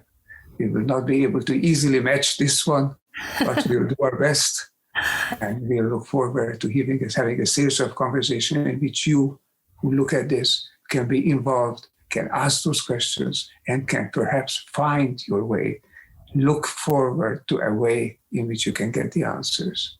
Thank you for being here, and thank you for being with us and for staying with us as we move together in the road of Upshift through our conversations.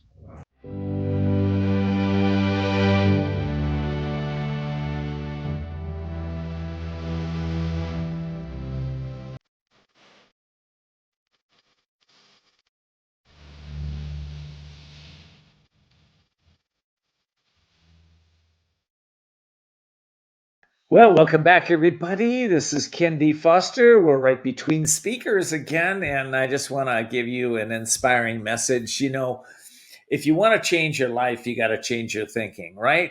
Our thoughts dictate our world. What you think within yourself, you outpicture in the world. You get that, right?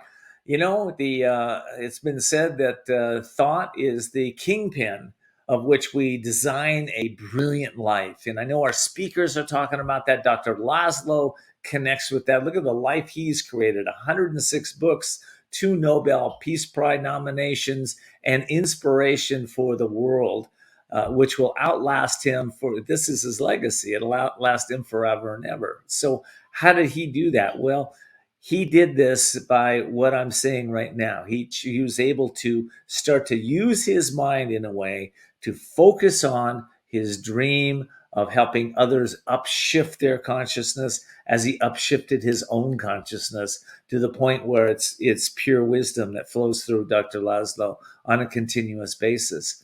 If that's what you want, then listen to these upshift conversations, take deep notes. That's my encouragement to you, and set your intention. I'm going to change anything that's inside of me that disrupts my peace, my harmony, my love. I'm going to start to focus on what it is that I'm choosing to have in my life that brings those qualities of peace, harmony, and love in my life in greater and greater ways.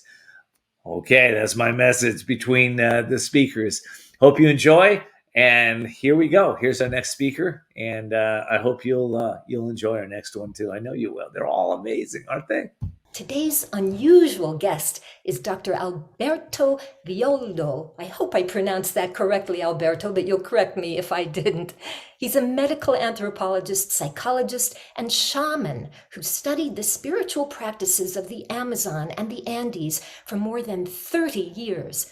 While at San Francisco State University, he founded the Biological Self-Regulation Laboratory to study how the mind creates psychosomatic health and disease.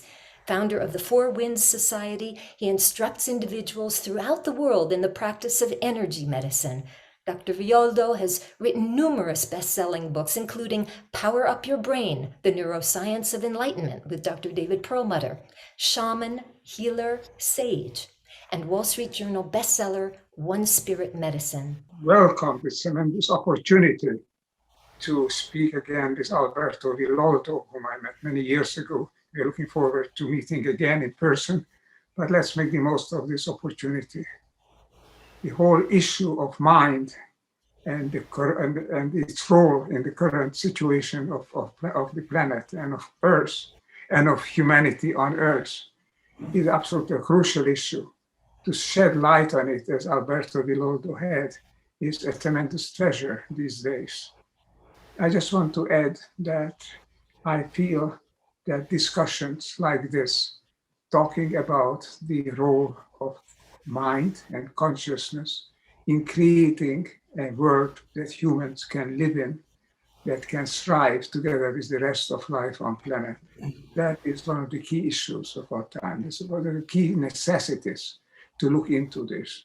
So this program, and with its many podcasts, many episodes, always with unique personalities who have contributed to this great challenge, is a great treasure and a great resource. So I'm delighted, without further ado, to say that I look forward to a discussion with Fred, as always, and with Alberto Villoldo of Chile and of the whole civilized world.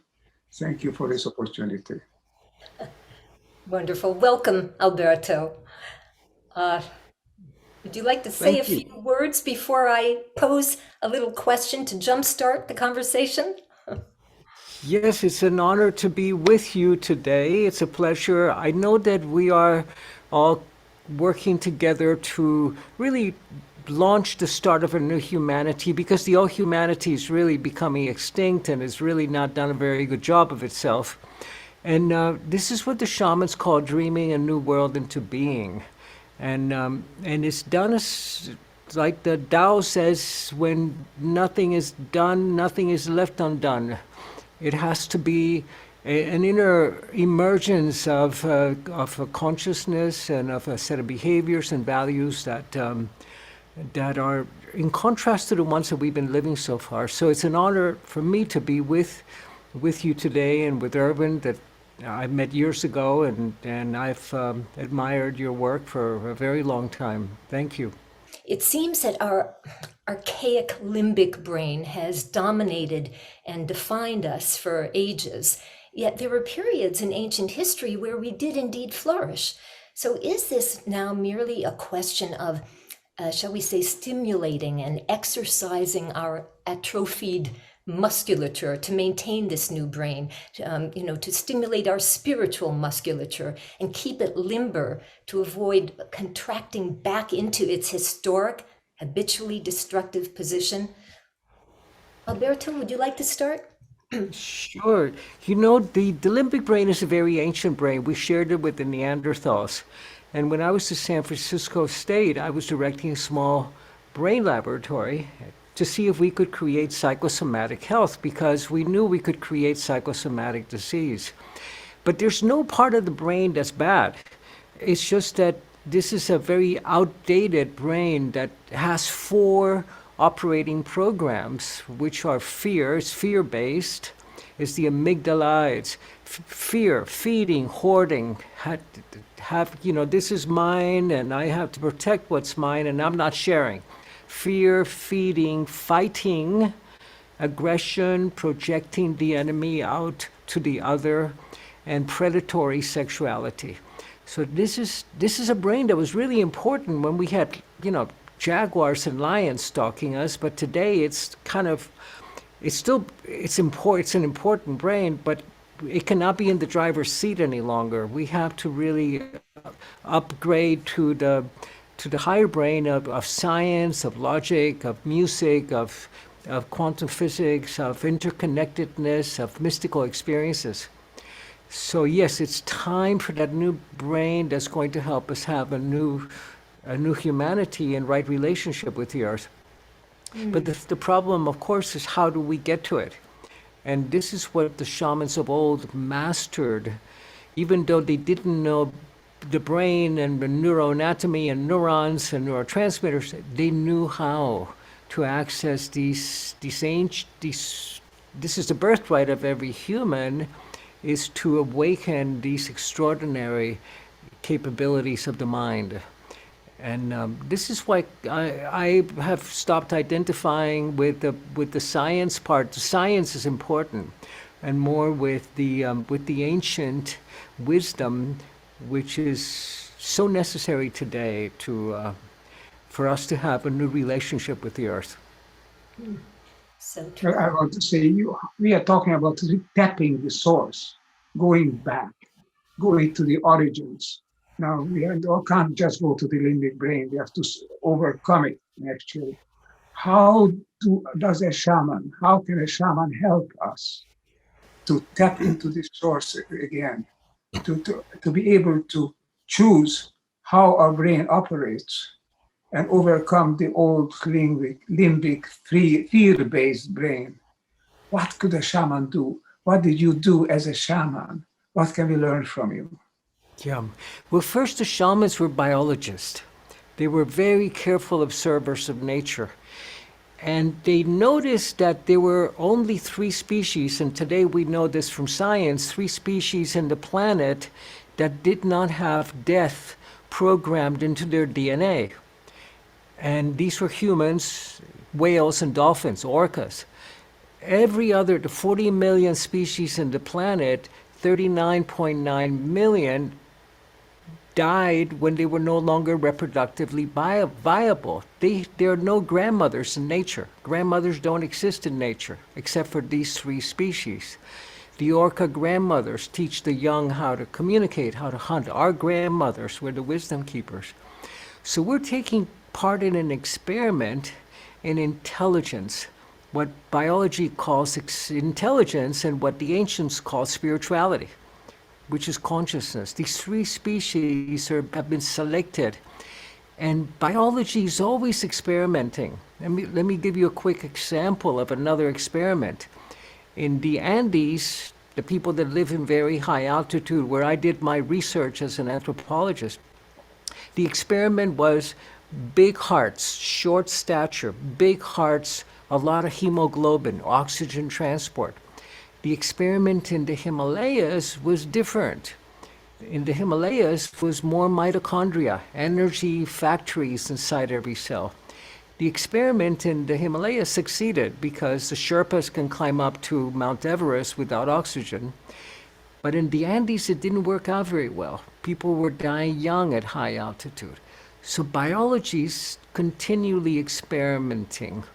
And we're part of a critical experiment right now where a new species is being born in the planet. The shamans of old predicted the birth of a human that they call Homo luminous, not Homo sapiens. So the thing is, how do you take part in that evolutionary process? How do you awaken this higher brain to be able to be part of the experiment that biology is taking, has invited us to participate in?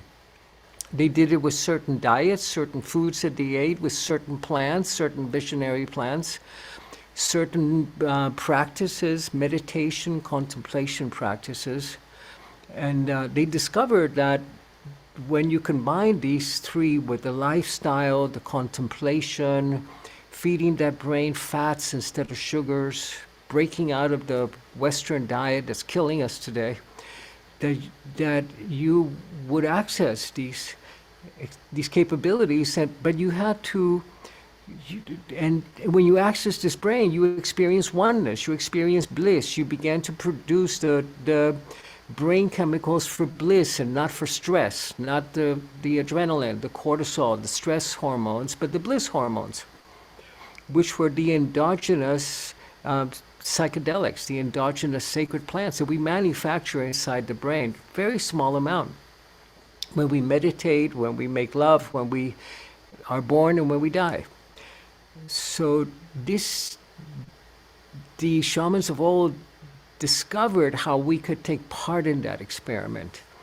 And in the East, of course, the experiment was done through the practice of meditation. In the West, we contemplate that experiment through prayer, and the mystics, the Christian mystics were great examples of this.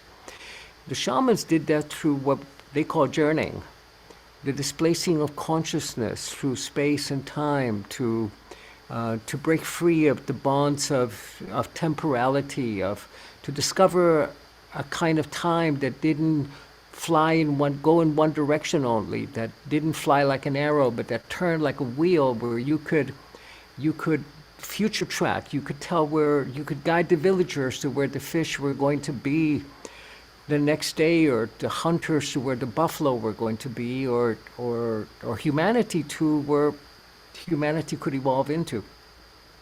So they were ancient researchers, and when I was a graduate student, I learned that Native American peoples were stupid because they were illiterate. If you cannot read or write, you're illiterate, and that means that you're not smart. And I would ask my professors, well, how could they build pyramids if they were stupid or illiterate? You need mathematics, they were astronomers, they were architects. But the greatest technologies were not the outer technologies, but the inner ones. And this is, we have a great heritage coming from the East, and from Fred's background and his research, and in the Eastern traditions, the Chinese they left us a body of written knowledge beautiful. The sutras, the Vedas, the exquisite. But in the Americas, there was no writing. It was all an oral tradition. So we don't have access to that form of learning that's so Western or so really, if you have a written tradition, you have access to 5,000 years of wisdom. We don't have that with shamanism. And that's one of the great voids that we have in these traditions that were nearly obliterated with the conquest, with the arrival of the Spanish. No, I mean, I'm just recognizing with admiration what Alberto can say, how shamanism is the most practical thing that we could have today for creating that new old brain, and how we could practice that. I hope that in this program, Alberto will come back and tell us a little bit how young people, how people who are eager to do and open, how they can start out on the road to shamanism, to becoming shamans. Maybe we could create small groups that can change the world, small groups of shamans that can change the world. It's a fantastic prospect, has not been explored. So I look forward to some of these practical comments from Alberto, but I think you want to go on first with Fred, and then we see how we go. Yes, indeed. Yeah, And can I just jump in on that just very briefly? Thank you, Ervin. And you know, just to finish with the brain, the limbic brain needs ceremony in order to change. And that's why you have ceremonies everywhere in the world, in every culture. That brain will not change unless it has ceremony, and ideally a sacred ceremony. So that's one of the contributions, I think, of these ancient traditions. I want to suggest that because you made an incredibly important point about not losing the wisdom, the ancient wisdom and the shamanic traditions that are not written down, because the West is such a visual culture, might it be that we can visualize shamanism through videos, ceremonies that are almost, edutainment, entertainment and education at the same time, that showcase shamanism, so that could be more of a Western way to preserve the traditions, while we have the great works written from the East and preserved in that way. But I'll be happy to share a little ceremony with you later that we can do with fire, with a candle. So yes. If shamanism is nature, but so much of the world is at this moment completely disconnected from nature, and much of the world, not all of it, but good parts, are living in dense cities, atmospheres that are really contrary to the very notion of nature. How is it that how do we encourage this energetic, this shamanic energetic to be present? It's almost like, it feels to many people like working against gravity. What do you say to this? I always think of monks that live, and pray, and they're up in the monasteries in Tibet and other remote regions where they're encircled by and enclosed within an ambiance that's supportive of, as I imagine you've encountered in these tiny hamlets and jungles that you visited over so many years of your research. So how do people in the cities, in the dense cities, and the energy of the city life access this, find this balance? We have to return to nature. In the shamanic traditions that I trained in, I first went as an anthropologist, taking a camera, shooting movies, interviewing, and then one of the shamans said to me, "Alberto, we have to heal you first." And I said, "But I'm 30 years old, I'm in perfect health." He says, "No, we have to heal your ignorance, your stupidity."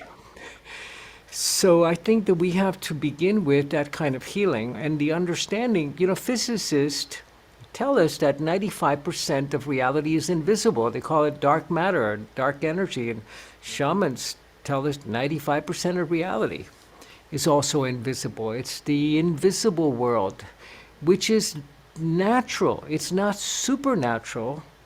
It's part of the natural world. It's just simply the invisible part of it. And now, many years ago, I was in the Amazon, and I cut myself, and I was putting some antibiotic cream, and this medicine woman says, what are you doing with that cream? We have some herbs. I said, well, they're these invisible bacteria that could become infectious. And they go, oh, invisible bacteria, what are they? They're invisible beings. And she says, like spirits? And I go, no, like bacteria. She says, oh, no, if it's invisible, it's got to be spirits. So the following month, I take one of the microscopes from the laboratory, and I take it down to the Amazon, and I put a drop of rainwater that I took from a leaf, and I put it in a slide, and I call the elders of the village to come and to look at, and they go, my God, there's a world in there. I said, yeah, these are the invisible beings that I was telling you about. They're called bacteria. And they go, wow. So it's easier for me to convince a shaman that bacteria exist than for me to convince a scientist that the invisible world, unless you're talking to a physicist, that the invisible world is real. It's populated. It's full of consciousness. Consciousness is the nature of reality.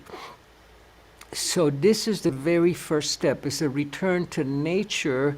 It's not only going for a walk in the woods, but restoring your gut flora. This is your ecosystem. This is where all of these bacteria migrated to the forest inside your gut because that's where they found the most food. And then we have a symbiotic relationship with them. But our relationship to nature is parasitic. It's not symbiotic. It's we humans take without giving back. So connecting to nature doesn't mean only getting out of the city. It means connecting to the invisible world, connecting to the mystery. Connecting to the mystery. And one of the early things that struck me when I was in the Amazon is that for an Amazon person, there's no difference between being killed by a microbe and being killed by a jaguar. They're the same thing. You have to be in right relationship with microbes and with jaguars. Otherwise, they're both going to look at you as lunch. But for us in the West, being killed by a microbe is an illness, and being killed by a jaguar is bad luck. So there are fundamental differences in worldviews that we have to explore today, especially as our old worldview, or what we call a paradigm, is collapsing around us. Which is a very patriarchal, reductionistic, masculine, atomistic paradigm. And the shamanic is a very feminine. It's not objective, it's subjective, it's participatory. And that's beginning to make place for itself again. Again, this is the balancing between yin and yang and the masculine, feminine, the cyclical nature of these changes. And so today, I believe that we have to become shamans versed in science, but not only in Western science, and definitely not in medical science, because most of medical science is really bad science. It's flawed. When you have the editor of the most prominent medical journal in the world, The Lancet, saying that half of the articles that they publish are bogus. It's an interesting article. It's called Where is Medicine's 5 Sigma? 5 Sigma is the level of reliability and validity. And he's saying half of the science that we publish is bad. We just don't know which half. So we have to find to rediscover that ancient science that's participatory, that's based on experience and on exploring, using the mind to study the mind, and not only to study the world, not only to study physical reality. But we're in a very exciting time because as this old paradigm is crumbling, tremendous opportunities are presenting themselves. Exactly, exactly. This is what we are devoting ourselves more and more in this group, you see. I have myself tried to represent what we call the new paradigm. Fred was talking about the quantum paradigm. We're talking about the same thing. I have created the Laszlo Institute for New Paradigm Research. The key, I think, to many of the issues today is to recognize the faultiness of dualism and materialism in the classic mode. Recognize that we are not outside of nature and not above it, that we are together form part of a larger whole, and that whole is the sphere of life. How to access that? I mean, there are so many ways. What you are describing here is a one important way that is not as well known as many others. In medicine, as I think I know, you know, and I've been very much involved, although I'm not a medical person, I've been involved with a new paradigm in medicine, which we call the information medicine, based on information and on frequencies, on energy levels, and the equilibrating the body's energy flows. I think this also, it was used to be called an alternative medicine. It's now becoming a complementary medicine, complementing the classical approaches. We still need surgery when it's necessary. We still need antibiotics when they're necessary. But to keep healthy, to maintain health, we need to know that the whole body is an information system coupled to the information system of life and of the universe. And this new old knowledge, which is surfacing now, is one of the most remarkable and most encouraging aspects of what is happening today. We used to look at food as calories, and now we're looking at food as information, and how certain foods will switch on the genes that create health, and we call it epigenetics, and silence the genes that create disease. It's all information, and ultimately, now the shamans differentiate between information and wisdom. Information is knowing that water is H2O, but wisdom is being able to make it rain. So it's the quality of the information, of that wisdom, that can create health or create disease, and that can create a new relationship with the earth that's symbiotic and collaborative and of stewardship. Well, that's the wisdom of the body, which is the wisdom of the universe also. And to tap into that, to become really closer to that, not at that level of that's something we have to learn, we have to acquire, as you acquire a bit of knowledge by repeating it. It's something that we have to become, becoming the change, as Gandhi said, that we want to see. But that change that we need to become is to recognize that we are part of a vibrating frequency defined, and the whole system of which life is a manifestation. And the energy, what the shamans are doing, what the new medicine is doing, time and space transcending across time and space. Many of the aspects of this new medicine work over distance. I have friends who practice this remote healing, and I'm sure you have experience on that as well. Yeah. I was in a mountaintop in the Andes years ago, telling a group of shamans about chaos theory, and about the butterfly that flapped its wings in Beijing and started a storm in the Caribbean. And after I finished telling them that, one of them says, "Okay, Alberto, show us." And I go, "What do you mean show you? This is physics." He says, "No, show." And I had a brand new PhD. And they said, "Come on, flap your little doctor wings and heal somebody in India." And I said, "I can't do that." They said, "We can." And nowadays, I think there is a new branch of medicine coming together, formation, which is practicing remote healing. I am being healed today. I just want to tell you on a personal level, I have been being healed for decades now, over distance. or remote. And it's an experience that is incontrovertible. It does exist, it does work, and it's amazing. We are non-local beings. We can non-locally interact, and we can heal ourselves. You have known that, as the shamans have known that. We need to rediscover it and put it into practice. Absolutely, yes. Thank you. Alberto, wellness versus balance.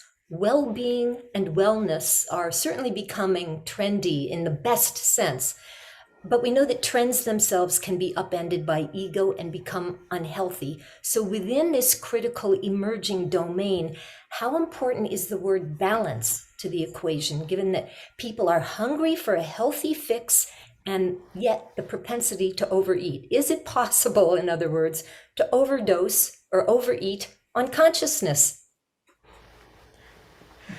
and healing? Well, thank you for that question. And, to me, it's such an honor and a pleasure to be with Ervin and to hear them that I just as soon listen to them. But I'll try to give you my take on it, is that if you're going to get indigestion, it better be on consciousness. Because you can heal much more rapidly, and it doesn't destroy your flora like other kinds of indigestion do. And here, the quandary that the shamans face is that there's certain things that you cannot solve, and there's certain things that you can not heal unless you address the core fundamental question, which is, who am I? And when you get to the series of, first you begin by who I am not, and then ultimately you begin to have an experience of who you are, and then ultimately you have a realization that you don't really exist as an ego, and that you're part of this fluid process of creation and co-creation that has acquired identity for a particular reason and purpose, which is to be able to serve a part of a sacred plan, or be part of a sacred unfolding. And then the shaman acquires the power to create health, but it has to transcend the personal need or necessity for that. So at a very high level of health, we create that. We create our health the same way we create our illnesses. It has to be supported by what we eat, by how we love, and how we forgive, and how do we craft a sacred journey in our lives that is in service to a higher calling. Love it. Ervin, final words. Love that. Just an invitation to Alberto. What he is doing, what he has been doing and continues to do is so important and relatively unknown, as known to experts and known to shamans. But an invitation to contribute, to help us do research into this, to write up his conclusions. We have this research institute, the Laszlo Institute of New Paradigm Research, and this is a research topic par excellence. How can this state of mind, which the shamans have developed, which people of spiritual nature and practice have been developing East and West, how can we bring this to the people today so that they can benefit from it? There's a very great need for it. This is part of returning to nature. One of the paths, one of the avenues for returning to nature in an effective and practical way. So I hope that Alberto will consider this invitation and write us an article, write us a book. You'll have to read this out. I think there's a great need for it, and it will be our pleasure and privilege to do that. Thank you, Ervin. Thank you, and I accept. Thank you for that invitation. I think it's important to bring the ancient Americas into the conversation, and I thank you for inviting me to be part of this conversation with you today.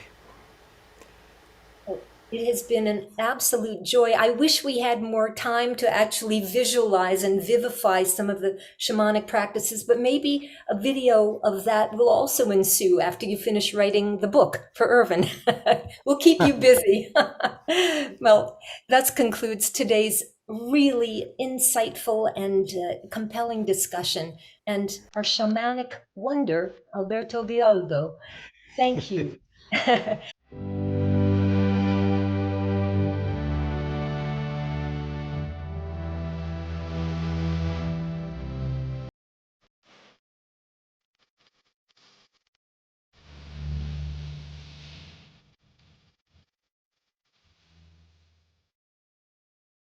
Hi, Kendfoster here. Wow, another great session. Hope you're enjoying. Are you taking lots of notes? I hope you are. I hope you're also passing this on to your family and friends and possibly listening to these over and over again. I hope you really take us up on that. You know, we have an offer for you that you can purchase all the summit speakers and listen to them over and over again, or you can listen to and purchase all the Upshift conversations that Dr. Ervin Laszlo has done over the last couple of years. They're profound. They are profound. If you just listen to one Upshift conversation per week over the next 52 weeks, I'll guarantee your life will change. The way that you show up in the world will change. The inner environment, the outer environment will change. You'll have more joy, happiness, probably more abundance. Of course, you will, and financial success. You'll have success in all areas of life, quite frankly. So I hope you'll really take a deep dive into that, really consider it. We priced it at a price point that everybody can afford so that you can listen to these upshift conversations time and time again. Now, what are we upshifting to? We're upshifting to oneness. We're upshifting to a consciousness of oneness. It's a consciousness that when you can live from that consciousness on a consistent basis, morning, noon, and night, right? Everything starts to really shift in your life. So hope you'll take us up on that and check it out. These are so brilliant. And, you know, I don't know about you, but I feel so filled with love and enjoy when I listen to the speakers, and especially when I listen to Dr. Laszlo's wisdom. It just upshifts me. I hope it's doing the same to you. All right, here we go. We're going to go to our next speaker. You are more popular here in Europe. And Ervin, I'm wondering if for you, being in Europe, are you more popular, for example, in the US, or do you not gauge this? Yes, I'm just curious. probably more so. In Italy, I just had a book from a major, in fact, two major publishers come out. So I think it's catching up a little bit here.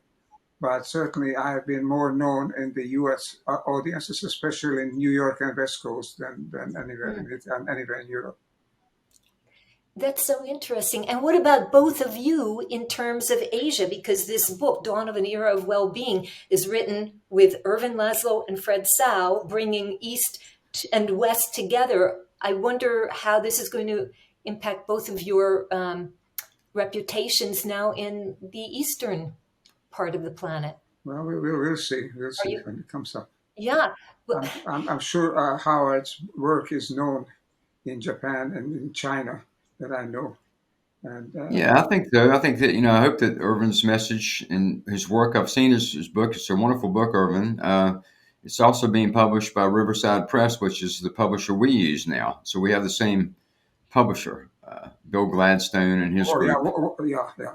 What is publish our books. And so they sent me a PDF copy of yours. It's a wonderful book. It's a deep message. It's an important message for the planet right now. And I hope that audiences all around the world, including Asia, have an opportunity to begin to explore that.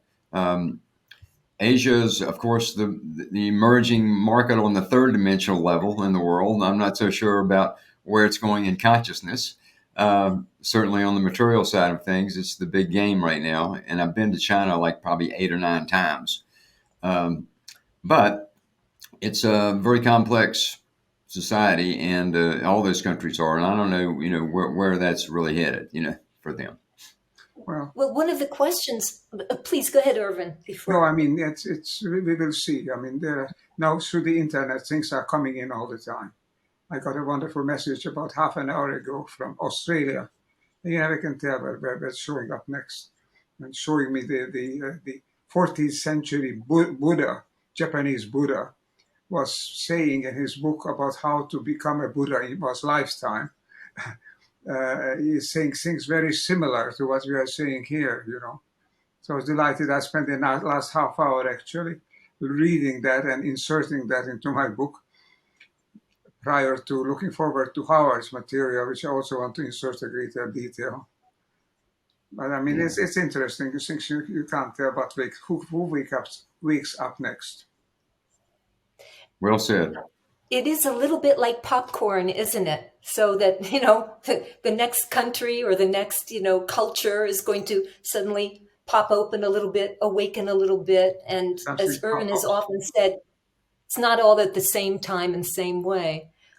I look forward to getting down to substance, Alison. Why don't you start us and ask a question so that we can get down to the nitty-gritty? That's exactly what I wanted to do. And here we go, because I wanted to, Howard, before I ask you questions, can you just recap for the audience again what this heart sensor app is, how it functions? Because I have two important questions to ask you off the heels of. Talking about our technology, Alison? Pardon me? You were talking about HeartMath technology? The sensor. Okay, yeah. So, yeah, I mean, when we started our research many years ago, we were trying to decode what we felt was happening inside the body, that there was a communication taking place between the physical heart, the brain, and throughout the system. And of course, our scientists, along with others, did discover that, in fact, the heart was an information processing center, that it was sending important commands to the brain throughout the system. We also determined that those communications improved when we were in emotional states that were long associated with this concept of heart. When we were more loving, for example, more compassionate, kinder, more caring, that heart-brain-body communication improved. But we needed to be able to decode that. And the way that they went about it, our researchers at the HeartMath Institute, was through looking at something called heart rate variability, which is the changes in heart rate, the timing between heartbeats, not like a fitness monitor measuring just how fast or slow, but measuring the timing between heartbeats. And that became the measurement of looking at heart-brain-body communication. Once that was figured out, we knew that if you could train somebody to improve that communication, it would change their lives. So we needed to take that scientific technology and turn it into something that ordinary people could understand and use. So we began to develop products that related to that. The most recent one that we have that's by far the most popular is called the Inner Balance Trainer. And it works on smartphones and tablets. It's that kind of a technology. So it's really the first of that type of technology to give reliable heart rate variability analysis on a mobile device. And you get a sensor, you attach it to your earlobe, and you download the app for free, and you begin to see your heart rhythm patterns in real time. And then through patented algorithm we develop, it tells you how ordered they are. And the term for that is coherent. More coherent is better, right? So people all around the world use this technology. It's been used in every walk of life for a variety of purposes, far beyond what we could have predicted or controlled. And it's helping people with things like health improvement, learning to better understand and regulate their emotions, which is, I think, the most important benefit that it has in today's world. It also is being used for lots of performance things, you know, in business and sports, in education with children, things like that. And that's just the technology side of HeartMath. It was just, I mean, HeartMath is a system that's about living a heart-directed life. Technology just came along as a byproduct of scientific research we were doing to help understand the mechanics of how heart could actually be changing a person's life. I'm so curious because we were just talking, the three of us, about, the implications of AI and all the technological advancements that are almost getting ahead of us.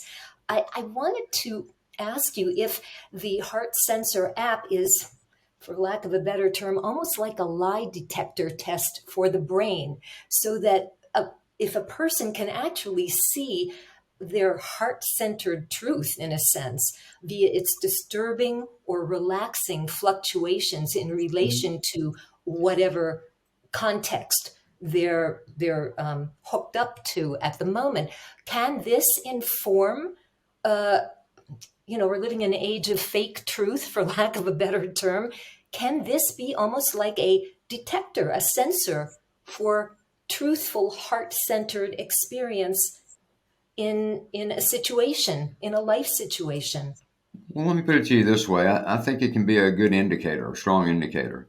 There's no technology that really measures that. That's between us and us. It's between our own soul and our own personal existence, right? An example of that I'll give you would be as we get older, we begin to lose heart rate variability. So there can be people that have beautiful hearts, wonderful hearts, beautiful ability to express the emotions of the heart that may not score well on that technology simply because their heart rate variability patterns are going to be, compromised through normal aging, right? Which means that someone who is a grandparent that has deep love for their children and grandchildren may not score well on our technology. But that does not say that their heart is not a big, giant, loving, beautiful heart, right? So in a sense, the technology is an indicator. Where it is, in a sense, what you call a lie detector test is when you're doing a meditative practice. It keeps me, for example, on track. I can get up in the morning and I sit down to do my heart focus practice before I come to work, just like before I come to this interview today with Ervin. And my intention would be to get as solid in the heart as I can so that I can be as clear and then also as loving and as I can be and as connected to you and to Ervin as I can be. And that would be the intention. But along the way, the thoughts about what's going to happen next, about the other meetings I have coming up, about the projects that I'm concerned about all those things begin to invade my intention. Well, the inner balance trainer is going to show me that. It's going to show me when I'm really solidly locked into that heart, those heart feelings, or when I've floated off. And so it can provide a reliable guide, let's put it that way, that can help me stay on track with my original intention. But it doesn't measure a true person's deeper heart, though. Sorry, nothing does that. That's bigger. That's a bigger game than any technology. Howard, let me ask a question that's very much on my heart and also on my mind and consciousness. And this question that's, to me, it's very exciting. We know that the brain picks up information, but from the world around us. But that brain is at the same time a filter. It only picks up very selected kind of information. Now, some of the information that seems to be reaching us, but is not translated by the brain into a conscious level, is what is known as non-ordinary experiences. The altered state experiences. Some of these experience seems to be coming to us at the frequencies that are lower than the regular beta frequencies. They're coming at theta or alpha or even below. And I was wondering, just as a hypothesis, could it be that the heart picks up information of this non-ordinary kind, maybe loving information, oneness kind of information, before the brain picks it up? And in fact, it's sometimes the heart communicates it. And then you have this coherence between heart and brain, and maybe it gets transferred to the brain. But maybe the heart is there ahead of the brain. And maybe what we need is more of that kind of information reaching the brain. Maybe that would make us into a more loving, more coherent person. What do you think of this possibility? Well, I'll be glad to answer your question. First of all, I love how you think. I love how you use your consciousness to ponder questions like that. I think that's a beautiful thing about you, Ervin. I admire that a lot in you. My feeling is that the heart actually accesses a field of information that's nonlinear, that extends beyond the normal confines of what we call logical linear intelligence, or even beyond the boundaries of time and of space. And it is through the heart that we access this field of information that then translates itself into experiences like you mentioned, or into intuitive insight and things like that.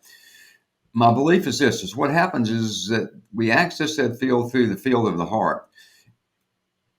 It's transmitted at super high speed to the brain, where the brain begins to do what it does best, which is to analyze it, to filter it, to compartmentalize it, then to turn it into something that we can begin to use to determine reality.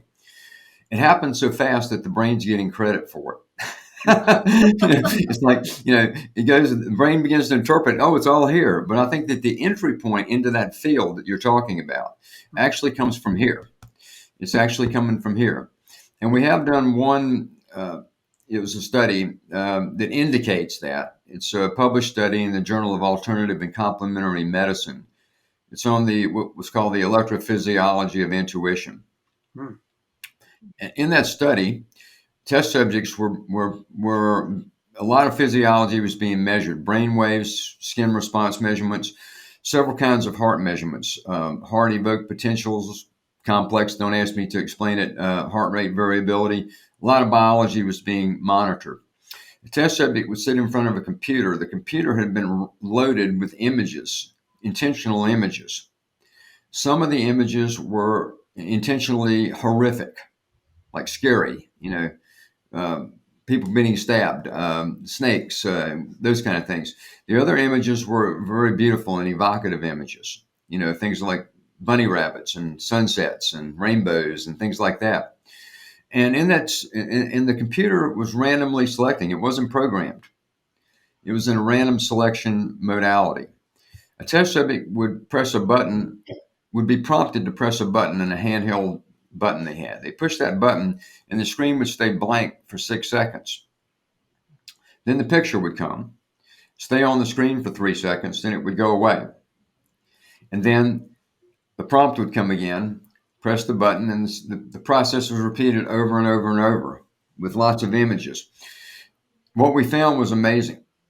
We found that in many cases, the physiological response to the picture that was going to be there actually was happening 6 seconds before the picture emerged.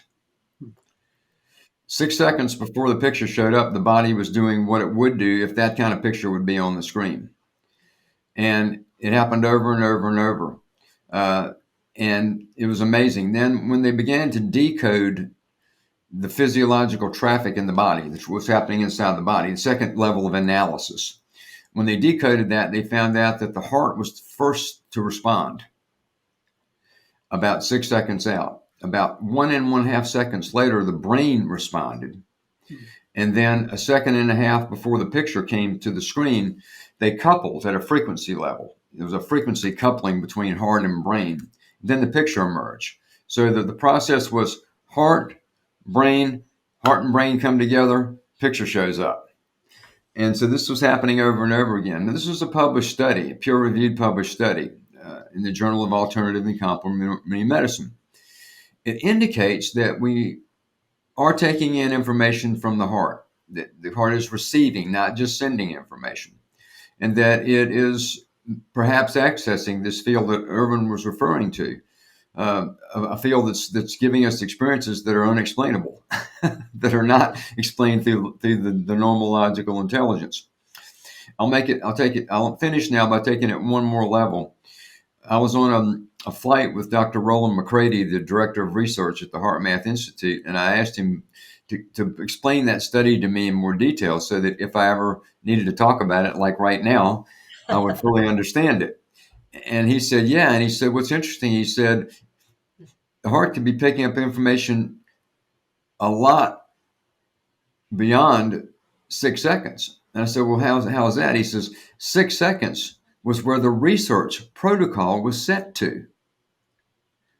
In other words, the 6 seconds was just where they set the protocol, that they were measuring what was happening in that 6 second gap.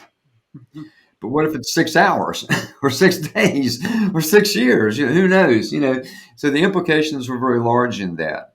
And that's one way we've scientifically looked at it. Now, I'm not saying it definitively proves what Ervin has astutely brought to our conversation, but it is, again, a strong indicator that the heart is receiving information from a field of information that is not bound by the normal constraints of time and of space. That's amazing. Is there research being done? Terrifically important conclusion. It was a long answer to your question, Ervin. Sorry, but you asked me a big question. I gave a big answer. It is, but it is fundamental.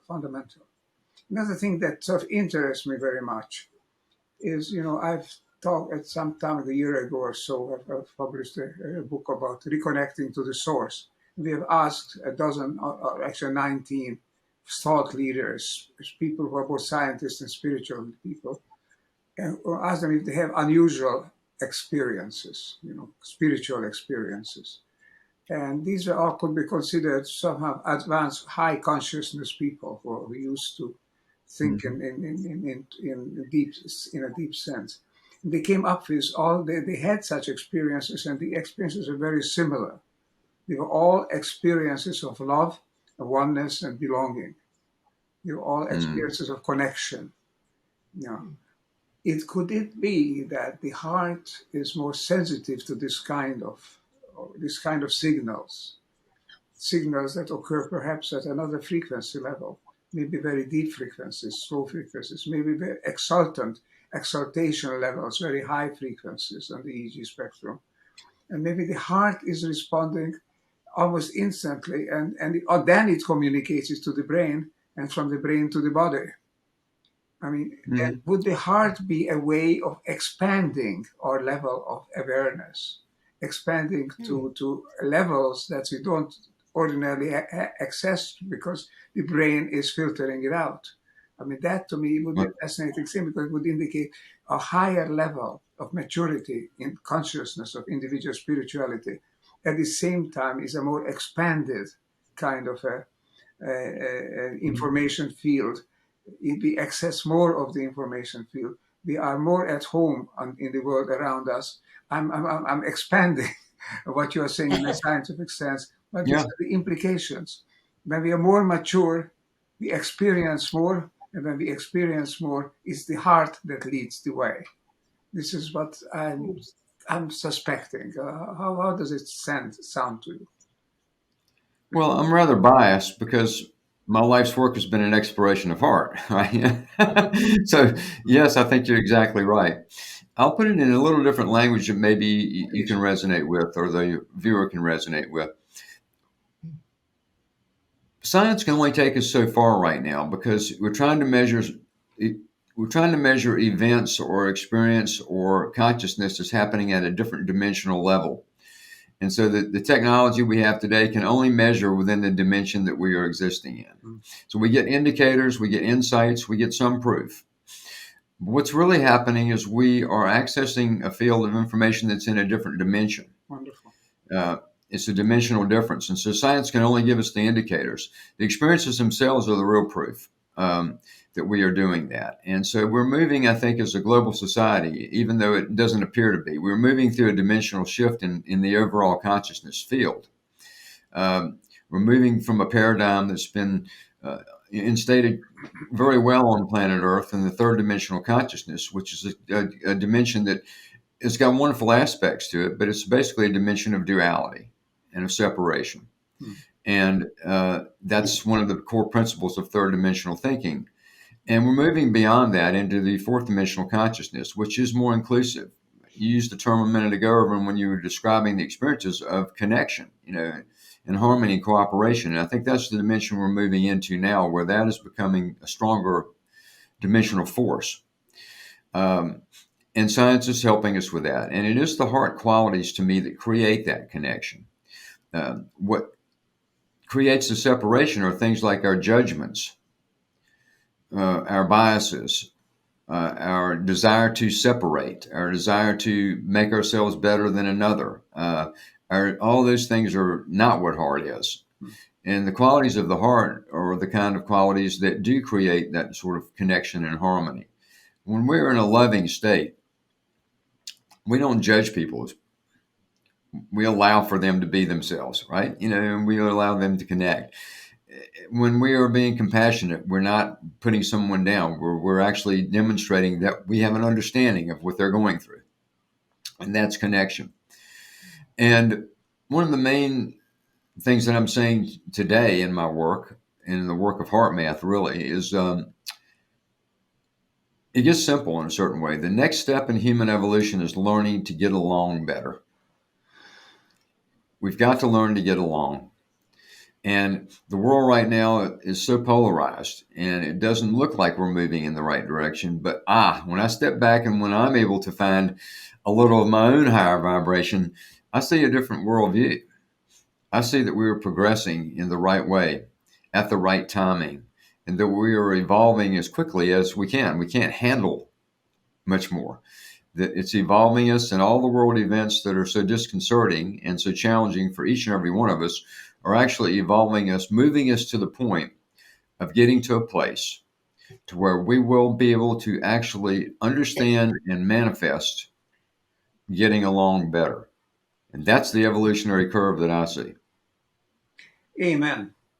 Exactly what I was hoping for to hear, what I was trying to maintain. You have the experiments, you have the basis. You have the theory and the basis for showing what it is. It's tremendously valuable. Also, because we have to manifest it now. I think that's the thing. It's like we all know a lot. And there's a lot of people that are listening to this conversation now, Ervin, that are very conscious people. They wouldn't be following your work if they weren't. They're very conscious people, and they're doing a great service to the world by being on the planet and putting that energy out, putting that into the energetic field. I agree. But for each and every one of us, we have to take the next steps. We have to be able to push past our normal consciousness thresholds and put more meaningfulness into the work that we do. And as before our recording started, Alice and I were talking and we were talking about some of the limitations that I've had to have in my life relative to coronavirus, and some of the challenges that's created for me in my internal attitudes. But that's a perfect example of work I needed to do on myself, of changes that I needed to make, that I needed to be more meaningful in accepting, more meaningful in taking care of the whole and not just myself.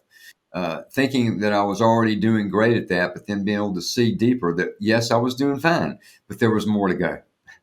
And then to try to be willing to step up and say, okay, I'll make those changes.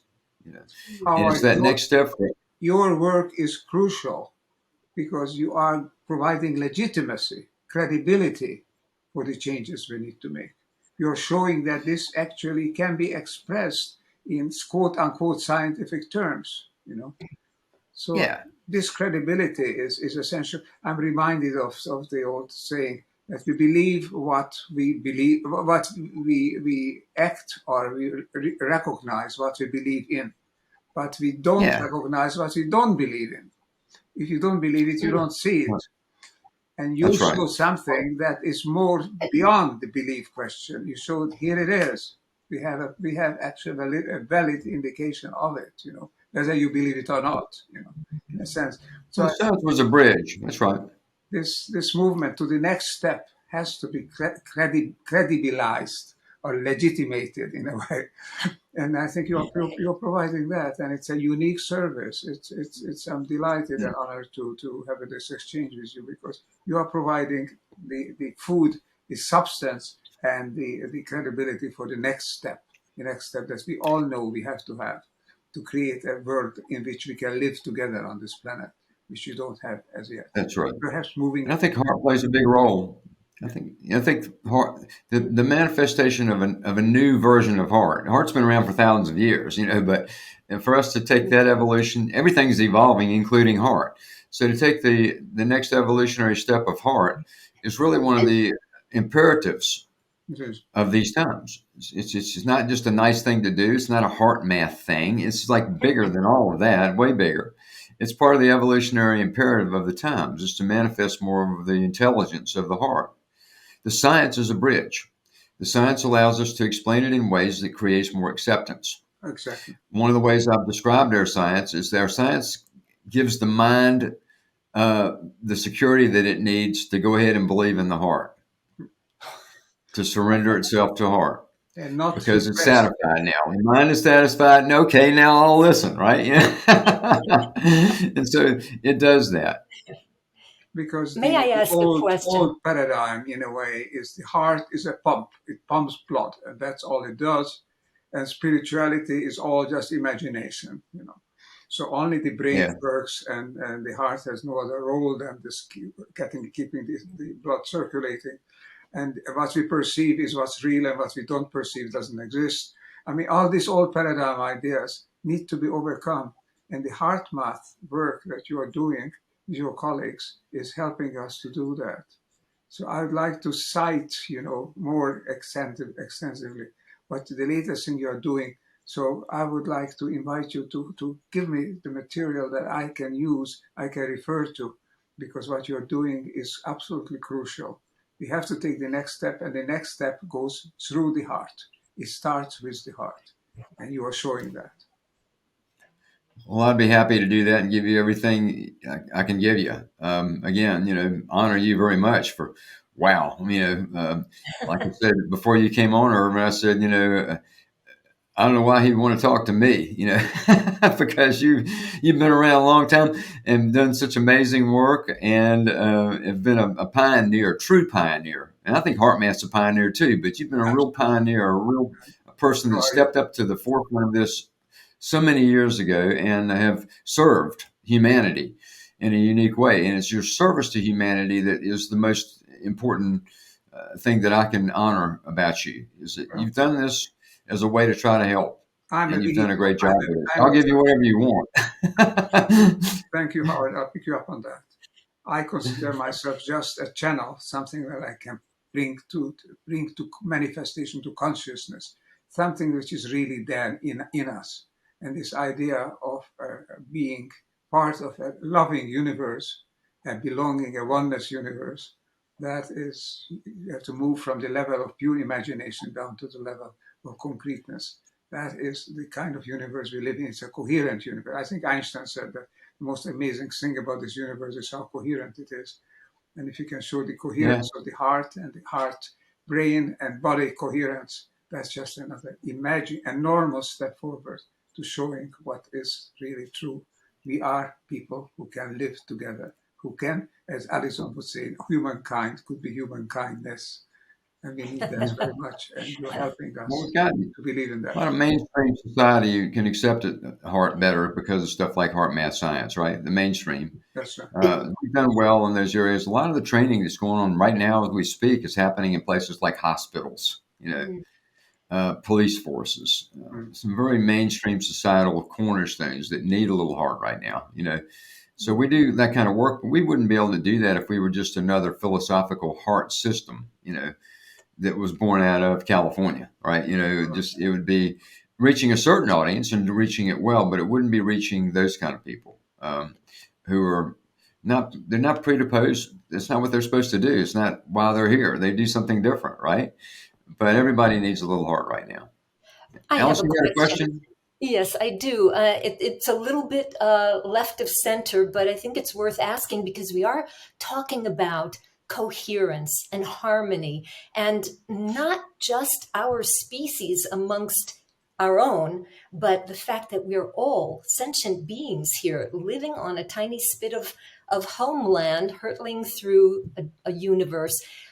Is it possible that the heart sensor, I don't know if you're working on this, can show the relationship, the pain, if you will, that other beings, that trees can feel when, for example, an innocent child carves a heart into the bark of a tree. The tree is alive. The tree, that would be almost like the skin of a human body. And I'm just wondering if the heart sensor can be applied to other species, other beings, so that humans can actually see and vivify the interaction and how we're affecting each other. What I think of is Masaru Emoto and his work with water and the water crystals, and how that was astonishing when people started to see that water reacts to our emotions, positive or negative. This was a stunning revelation.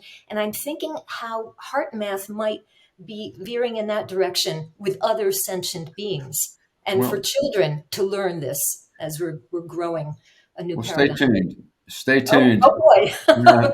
Really? The research that's going on today at HeartMath, and let me just qualify again for anybody listening that I'm not a trained scientist. I'm one of the people that has been here as helped Doc Children found HeartMath since its inception, and I do a lot of different things here, including have a more of a public figure role. But there are scientists that work at HeartMath that do this type of science. I want to give them credit for it. Basically, I've been characterized as things like a scientifically informed comedian, or a hillbilly with an expanded vocabulary. I mean, the kind of things they say about me, But the research going on here at HeartMath today is about looking at the energetic connectivity between all living systems. People, plants, the earth itself, off planet. It's like, with a hypothesis that we all live in this vast web of energetic connections between all living systems on this planet and beyond, and proving that out more. So, for example, research is going on now, and we're developing technology to measure the synchronization between two people, or in a small group, to measure what's happening in their heart rhythms in real time when they're in an interactive phase. And I've been experiments already with rudimentary versions of this technology, where you have a small group trying to solve a problem, and you can monitor and see the collective heart rhythm changes that are occurring in that, So we're working on that type of technology. Also, you mentioned trees. Now, the HeartMath Institute, first of all, there are two organizations at HeartMath. HeartMath Institute is our nonprofit where the science is actually done. And they also work in fields like education and first responders, things like that. And then on the other side, there's HeartMath Incorporated, which is the for-profit company that disseminates all of this pretty much and does all the technology development and all that. And I'm on the HeartMath Incorporated side, right? But we're two organizations, one mission, right? But it gives us flexibility to go in through different doors, right? So the HeartMath Institute has a project now where they're measuring the electrical emanations from trees.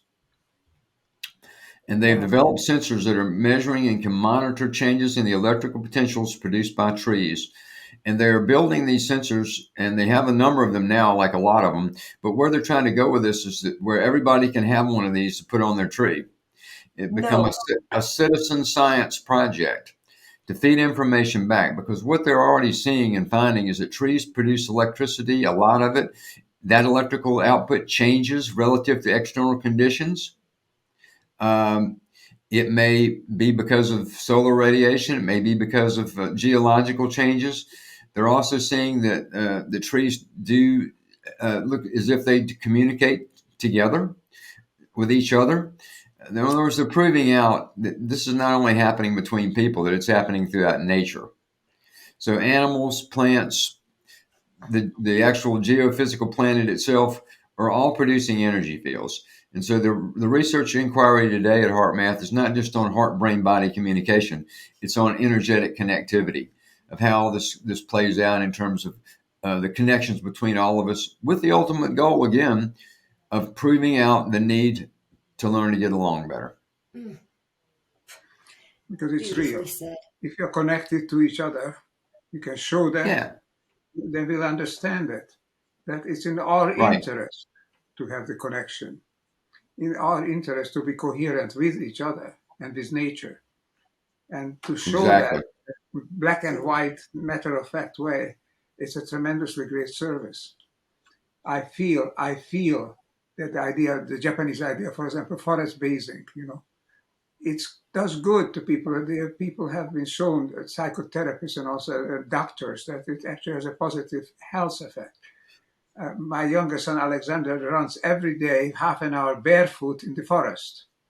Absolutely insists on that. It feels different doing it barefoot rather than doing it in a shoe, so he wouldn't wear a shoe.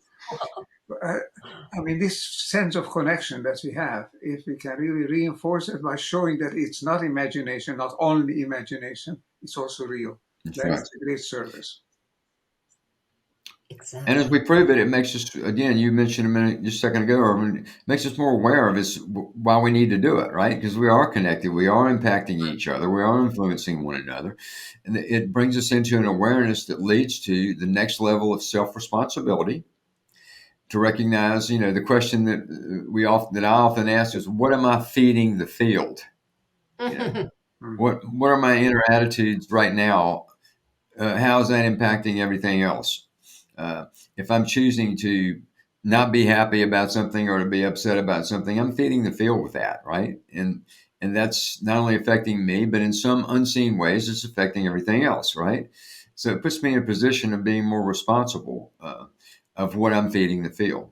Yeah. And the science is going to help with that. Ervin's exactly right. As we begin to show more of this and it will give people a grounded understanding of the practicalness of it. See, right now we can attract a lot of people with something like the tree research because people getting glamored by that. Oh, wow, look, they're measuring trees, and I love trees. And so they'll get, it attracts a lot of people. The bigger question, though, is once they're attracted, where do they go from there? Is it just information? Is it just something that stimulates them so that they know now that trees produce electricity? Or does it take them to a deeper understanding of the need to manifest more heart in their life and take them to another level of a feeling of being a conscious co-creator with a responsibility to make the world a better place? That's where it ultimately has to go. The attraction's one level. Where it takes people is the most important part, I think. Well, that's Exactly. what we were Well, saying one about the hopes that old this- paradigm of separateness and overdone individuality, and then the new paradigm That's right. of connection and belonging. And this we have to show. This we have now the proof for that. We really belong together. Oneness is not just a word. It's something that can be shown because we are part of that field. We've been saying that, I've been saying that for quite some time, but now the idea of this universal field into which we can switch into is becoming more widely accepted. And your Hartmass work is doing a tremendous job in helping that recognition come along, that we are indeed part of a universal field. And when we are together, we can advance the field. When we are breaking off, then we become a kind of a cancer, which just ruins and damages the field. So the way forward is this way. And you can show it, anybody doubts it, look at the data, it's there. So it's a wonderful service, as I said. Great, the ideas are there, the ideas you're representing. And you're also going beyond, you're showing the ideas are based on something very solid, scientific. And that is a unique job of the Hartmass Institute, a unique service. So, Ervin, what's next for you? I know that you have your book coming out, and I'm going to just say up front to anybody watching now, I've gotten an advanced PDF of the book. It's a wonderful book, and I suggest that you read it. Ervin's saying some very important things in that book that I think we all need to hear. I'd like you to say that so we can put it right into the book. I would love to hear words from you on that. But what? No problem. We are banking on an interesting date. Maybe it's just numerology, I don't know. But there is 2202, the 22nd of February 2022. All these twos and zeros, and we are going to do an Upshift festival. And I would like to heartily invite you to that and your colleagues to the Upshift Festival. It'll be a full day event. I'd be honored. I'd like you to say these things there because I think they're absolutely essential. Good. I want to show you something real quick. This is something I don't do often, but I have in front of me at my desk, I have little things that I've picked up along the way. And sometimes this one is the most meaningful to me that I'll show now. And it's a simple one, but I'll tell you why it's meaningful. Yeah. I spoke I think I saw from my Facebook memories, I think it was 3 or 4 years ago, I spoke in Italy. I was in San Marino, and a nice big audience and all that. And I put my heart out to those people. And afterwards, there was the thing where people taking their pictures with you, things like that. And a family walked up to me, and they spoke no English at all. And they just stood there looking at me and no English at all. And all of a sudden, this little boy stepped up and handed me that. Oh. Means he got it. Whatever the translation or whatever it was, or whatever he was there with his parents, that little boy walked up and he handed me this. And I realized in that moment, that's why this is important. This is why I do what I do. If that child beyond language had been touched in some way, then that makes this work meaningful. So all the grandiose stuff we can do, it finally comes down to that to me. How do we help people? And how do we... For those people, just to say, because you just held up a beautiful, simple red heart, and because this is a podcast, in case we're not videotaping this portion of the show, I want people to know that Howard Martin just held up a beautiful red part. Little red cutout paper heart. made out of paper that this little boy Made out of made paper. while I was talking. Made out of love. Paper and lots He, of love, I a think. little simple paper heart. It could mean nothing in some context, or very little in some context. But to me, it had meaning because of where it came from and the conditions in which I received it. So, in other words, the energy in this little heart is beyond logical linear intelligence, right? It comes from something larger in experience that happened. Well, it's something that we forgot. We don't recall. It's something I that want to add something. experience comes in. But we thought of this, we knew this, but we forgotten it. And now we can remember because you are underscoring it. You are showing that it's real. I mean, that's tremendous. That's right. I Well, wanted to say one thing, Howard, by the way, because you made a point before about the trees and sort of the flash, the pizzazz right now that the tree evokes in people. But to take it to a next step is that people might understand through this pizzazz phase that you're demonstrating with trees being alive, that next phase is for people to understand compassion and empathy and the ability to feel vis-a-vis other beings than themselves. my apologies. Let me get this phone off. That's all right. There we go. Ervin had one too, so it's okay. Yeah, Ervin had a call. I had a call. So, maybe energy is calling to say it's sending us love. The field is calling to share love. I just wanted to say that. I think that empathy and compassion can be gleaned from the phase that you're doing now, demonstrating how trees are able to sense and feel. Maybe that's right. a stepping stone for humans to be able to feel. I think we have fed the field a marvelous, loving experience today, and it has fed us. I would like to ask if there's any concluding statements that either of you want to share or ask each other, or. I'm bowled over. I'm bowled over. Absolutely. I mean, this is a wonderful, wonderful conversation that can help us to take the next step. And I hope. Well, all I want to say is that I'm glad we had a chance to do this together. It exceeded my expectations as well.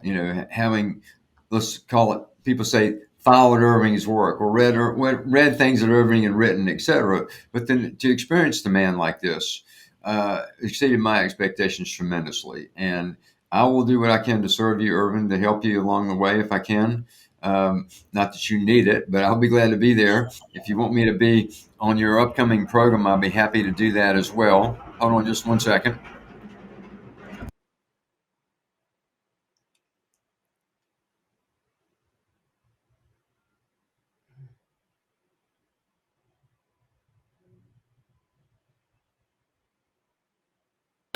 Just a little pause in the heart as the noise went by my window.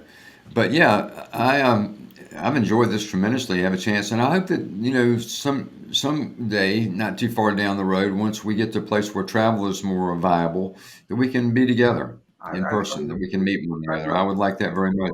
Spend some time with you. That would be an honor. Establish a headquarters in the city of Trieste, which is a very sort of international located city. Where is it? Trieste in northern Italy, northeastern Italy, on the border to Austria and Croatia. Oh, Trieste. Yeah, Trieste. I know. Yeah. And that's where we're going to be, and we'd like to have actual face-to-face meetings as soon as travel becomes more possible. That would be exciting for me. It gives me something to look forward to. Thinking about it now. Yes.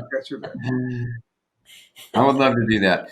So I wish you all both the very best. If I can do more with you when your book's coming out and you have your festival, let me know. I'll be happy to participate in that. And I will loop back around with Allison and Nora and your team there and find out what would be best for me to send you that might be of interest to you. Please.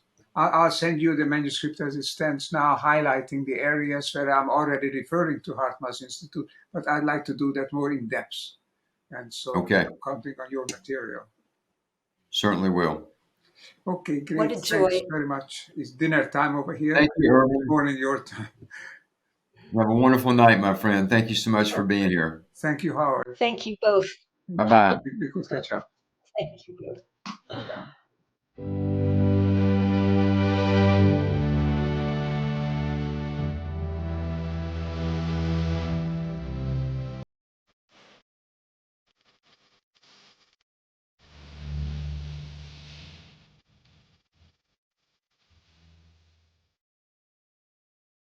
Hi, kendfoster here.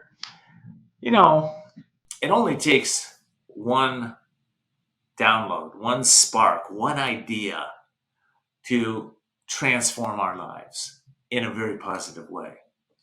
I know some of you have had profound ideas and you've acted on them. And as a result, you've changed. Maybe the action steps weren't that easy, but you didn't care because your purpose was so strong. Well, I'm hoping that you're getting some of those downloads with these conversations so that you can be inspired to move the mountains and the challenges in your own life and to be able to bridge the gap from where you are to where you want to be by allowing yourself to up level and upshift your consciousness. That's why Dr. Ervin Laszlo has put this all together for us, is because he really is sincere in helping you upshift your consciousness. So here we go. We're going to go to the next conversation. I hope you enjoy.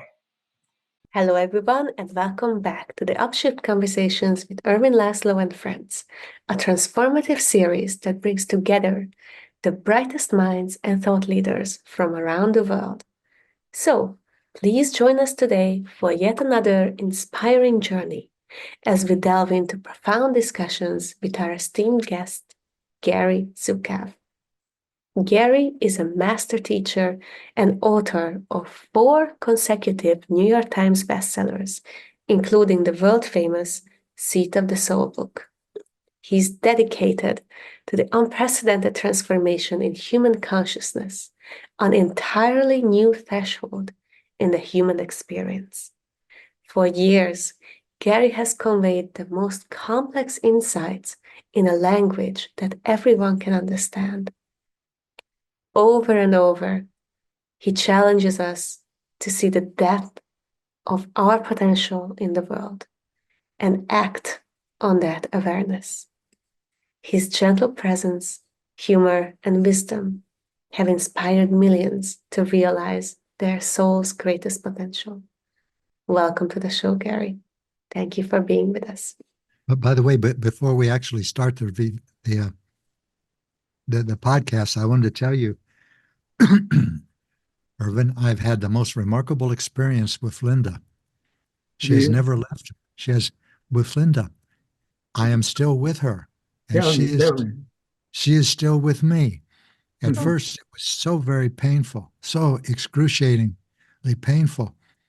But I decided to not waste any of that pain because I know that everything that happens to me happens for my spiritual development.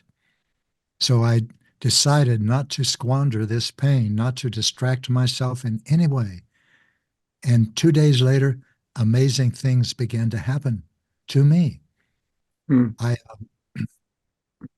I realized, looking at some trees gently blowing in the breeze, that I don't have a reason for living anymore except to love people. And I might have said that before, but now it's so. It had never happened to me before. And things like that kept happening to me. And in the meantime, I was talking with Linda, but missing her. Now, over the last year and a half or a little more, her presence has become so much more palpable. I know that's strange to say about someone who doesn't have an incarnation anymore, but it seemed more substantial. And I take great comfort in her presence. Sometimes I still miss her physical presence, but we are co-creating. And I love this. So I wanted to share this with you in case that's meaningful to you. Thank you, Gary. It's extremely, extremely meaningful. Indeed. Well, after I realized that I don't have any reason for, pardon me, for living except to love people, about a week later, I suddenly woke up. I don't know how else to explain it, but we have told people, Linda and I, because we have non-physical teachers. I've consulted mine for 40 years, and I've come to trust them. That's why I tell all of the people at our events, I am not the author of these ideas. So don't take them as true because you hear them from me. But if I say anything that you resonate with, experiment with it in your life and see what it produces. And if you like it, experiment some more. That's what you have a life for, is to experiment. If you don't resonate with what I say, let it go. Don't try to wear a shoe that pinches. And then I suddenly woke up in what we call the Earth School, this domain of time and space and matter and duality. And it wasn't a thought, it wasn't a perception, it was an experience. I just woke up and I realized I'm in this thing we've been calling the Earth School. It's much larger than my tiny community in Oregon. It encompasses Mumbai and Shanghai and New York and Mexico City. That's the Earth School. It's huge. So I was surprised. I was hugely surprised, first at how asleep everybody is in the world that I just woke up from. And then I was surprised at how asleep I was in the world that I just woke up from. And then the next day, I realized the world that I woke up from is exactly like the world that I woke up to. Exactly. And then the next day, I discovered that I am exactly the way I was before I woke up, except that I was awake. And I remembered this old Buddhist saying, before enlightenment, chopping wood, carrying water. After enlightenment, chopping wood, carrying water. Well, Ervin, I do not know what enlightenment is. I've never understood that word. But this before and after experience, I understand that now. It is before my path was creating authentic power, cultivating love, and challenging fear. After I woke up, my path is creating authentic power, cultivating love, and challenging fear. It's the same. I'm doing the same thing. And more has kept happening to me. We've been celebrating Linda's life in the Earth School, and we went to, after we made a video for her, we went to a restaurant here in Ashland. There were 20 of us. And the server came over to me and said, would you like this on one bill or on separate tabs?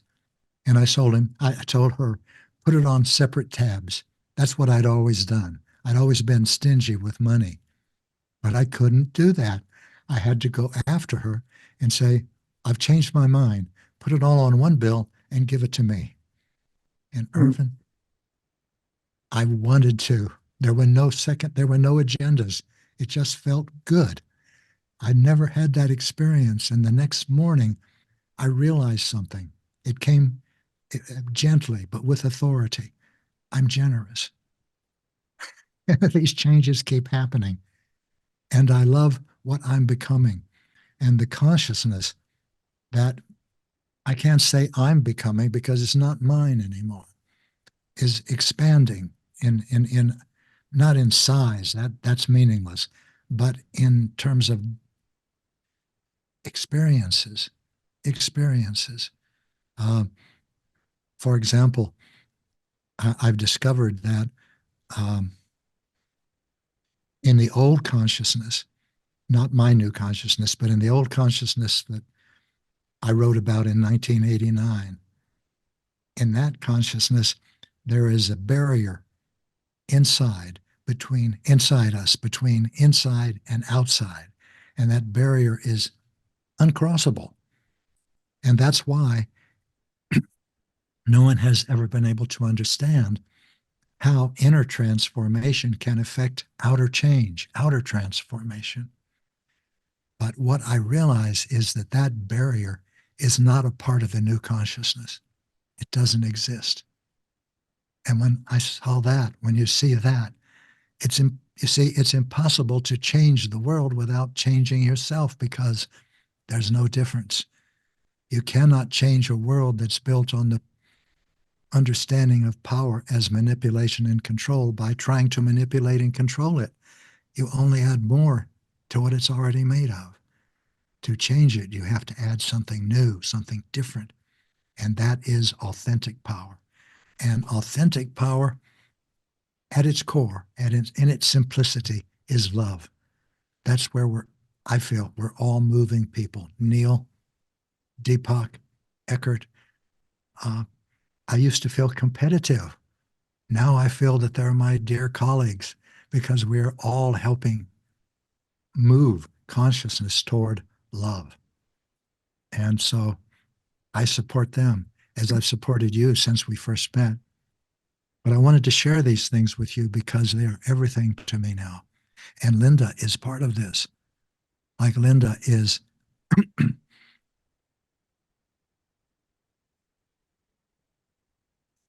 we don't chat.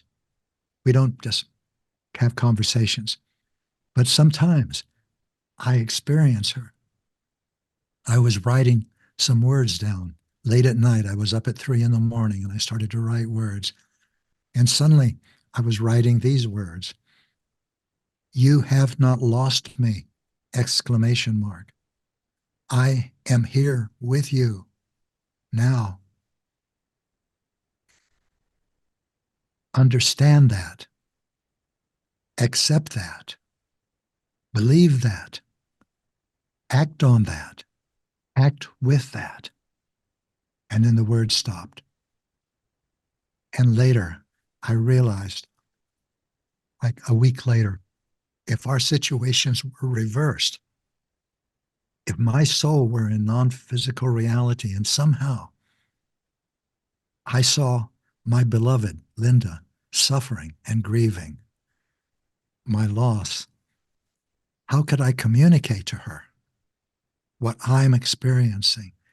And Ervin, I realized I would use the same words, the very same words. So I love sharing these things. And I want to share them with you because you knew Linda's incarnation. Carita knew Linda's incarnation. I love Linda's incarnation. When I see something, a picture of Linda, I love seeing it, but I know that's not Linda. Her incarnation is gone. It's ashes and dust now. But her voice, her energy, her love are real. And I also see something else clearly, that I'm not special in this. I've always known that. What I'm experiencing is what all of us, probably you are experiencing. I don't know. But all of us, and of us, I mean our entire human species, is moving in this direction. We're acquiring a new consciousness. And I feel that's what your life is devoted to, the new consciousness, a waking up. Masami calls it the divine spark. We call it aligning your personality with your soul.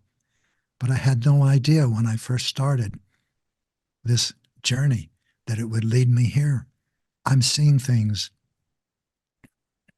that I never dreamed of. For example, I know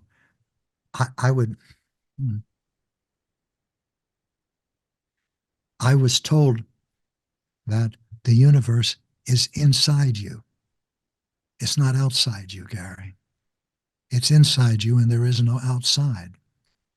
You are a unique expression of the universe, and so is everyone. And I thought, I can't tell people that. It sounds so solipsistic and narcissistic, self-centered, little self-centered. But then I started to think, Linda and I were adopted into Lakota culture, an American Aboriginal Indian tribe. And the Lakota say the center of the universe is everywhere. And I thought, maybe that's the same thing that I've been told. But I still couldn't believe it. So I talked to a friend of mine who has been a clergyman for 70 years. He's 95 now. And I asked him, is there anything in Christian literature or theology that indicates that the universe is inside me? And he looked at me in a puzzled way for a moment, as though he couldn't quite understand why I was asking that. And then he said, "The kingdom of heaven is within." Mm-hmm. Ervin, it's been hiding in plain sight all this time. We are so much more than we thought we were. You might say that we are eternal joy. We are expansive. Our teachers told Linda and me, or now Linda's soul had gone home by then. But he said, "Gary, the most surprising thing about the universe is not how vast it is, but how intimate it is." And I've been absorbing these things. And I told him, "Oh, I'm going to absorb that. That's so profound." And he said, I don't know if it's a he, it's an impersonal energy dynamic. And he said, "You can't absorb it, Gary. You are it." And he told me, "You are your perceptions." So I share that now with people that I feel are open to it. You are your perceptions. They're not happening to you. You're not having them. You are them. And these are all new experiences, and I love sharing them. And I'm so grateful that you're open to hearing these things, because I know I don't know. But from the transformation in your behavior and focus and interest that I've seen, tells me that something huge has happened in you. And that, well, that's all I can say now. I can't say anything about what's happening in you, except that I'm very grateful to know you, and I love you and Karita. And I'm so happy you're in my life, our lives, Linda's and mine. These are words that are equal to the deepest wisdom that we have ever had on this planet by human beings. This is eternal wisdom that we've always had, and hopefully will always have, because these are insights, realizations, recognitions of what is and what we are. We are this oneness. The universe is not outside, because there is no outside. The universe is all there is, and it's all inside. It's all one. It's all holographic, if you like. Every part of it is present everywhere else. This wisdom is to which we have to awaken. And it is an awakening, it is an upshift which is in progress. You are one of the most key, most important spokespersons to it, because you can conceptualize it. What you are saying is what many people, not many people, some advanced people have been feeling, but not everybody can put it into words. Your words, I know you're looking for it. Your words are the same words that are sometimes, in my lucky moments, are coming to me. The same insights. It all sounds not only familiar, it sounds like, of course, obvious. That's it. And sometimes I get this. And sometimes I've been able to write it down, very rarely, but it has happened. So it's a wonderful experience to have this. When we see an exchange, it's not an exchange because we're not exchanging each other's wisdom. We are stating it. We are reinforcing it. We are confirming it. We are one. And love is the motive force that creates the universe, that creates evolution in the universe. And it is creating this higher level of consciousness, which recognizes itself in all there is. It's a great, great adventure to live a conscious life in this universe. It's a great privilege. You have woken up to it. You are awakening to it. I allow myself to be awakened if it can happen to me. You can't force it, but you can allow it. And this kind of exchange, well, not exchange, as I said, as this kind of confirmations and conversations that you are having, reinforcing, reclaiming, and restoring the wisdom that has been put aside as mere spiritual speculation. Understand that it's the deepest level of reality, the physical reality, which is both spiritual reality and physical reality. There is no separate physical universe or mental universe.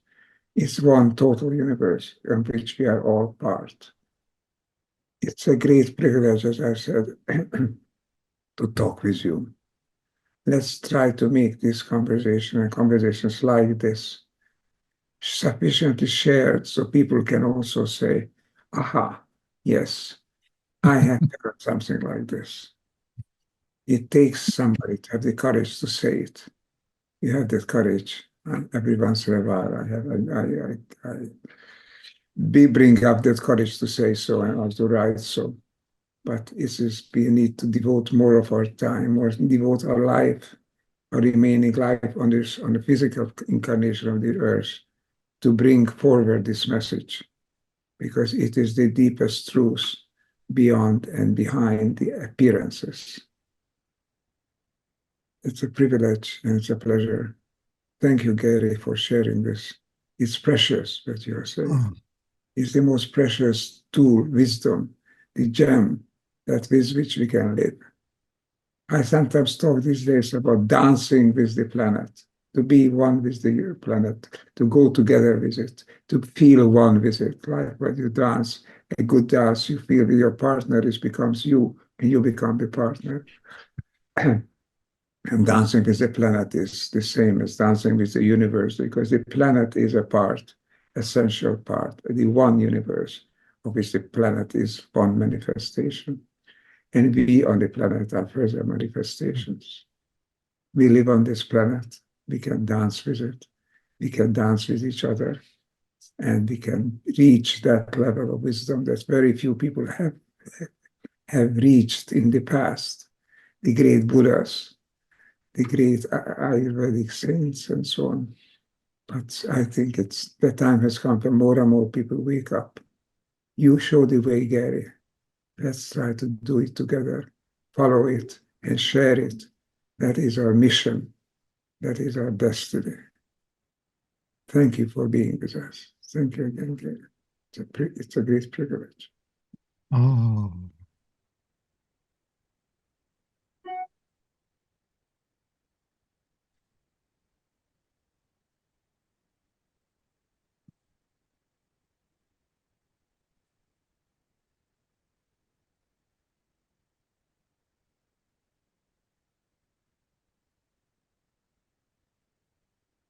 oh, Ervin, I don't have any words. I'm so grateful to be with you. I'm so grateful. Just seeing you, just looking at you, I can feel it. I can feel it.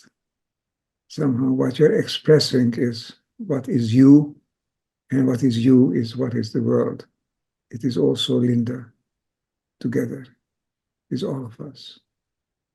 Yes, yes, I was. And I thank you, because I use my courage to share this with you.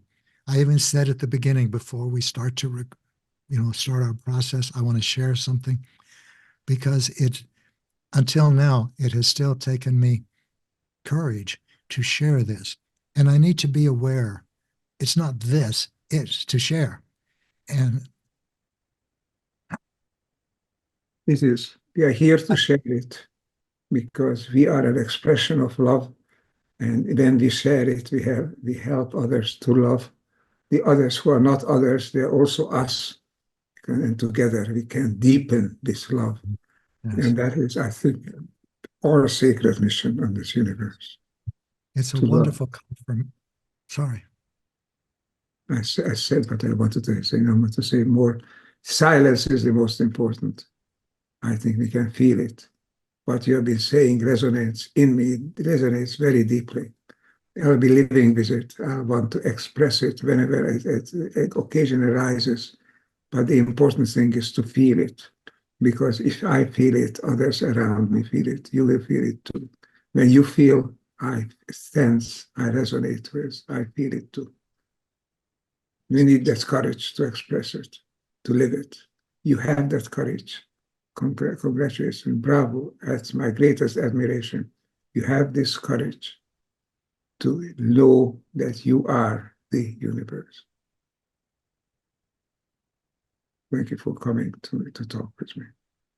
Oh, it's a joy, Ervin. It's a joy. It's a joy.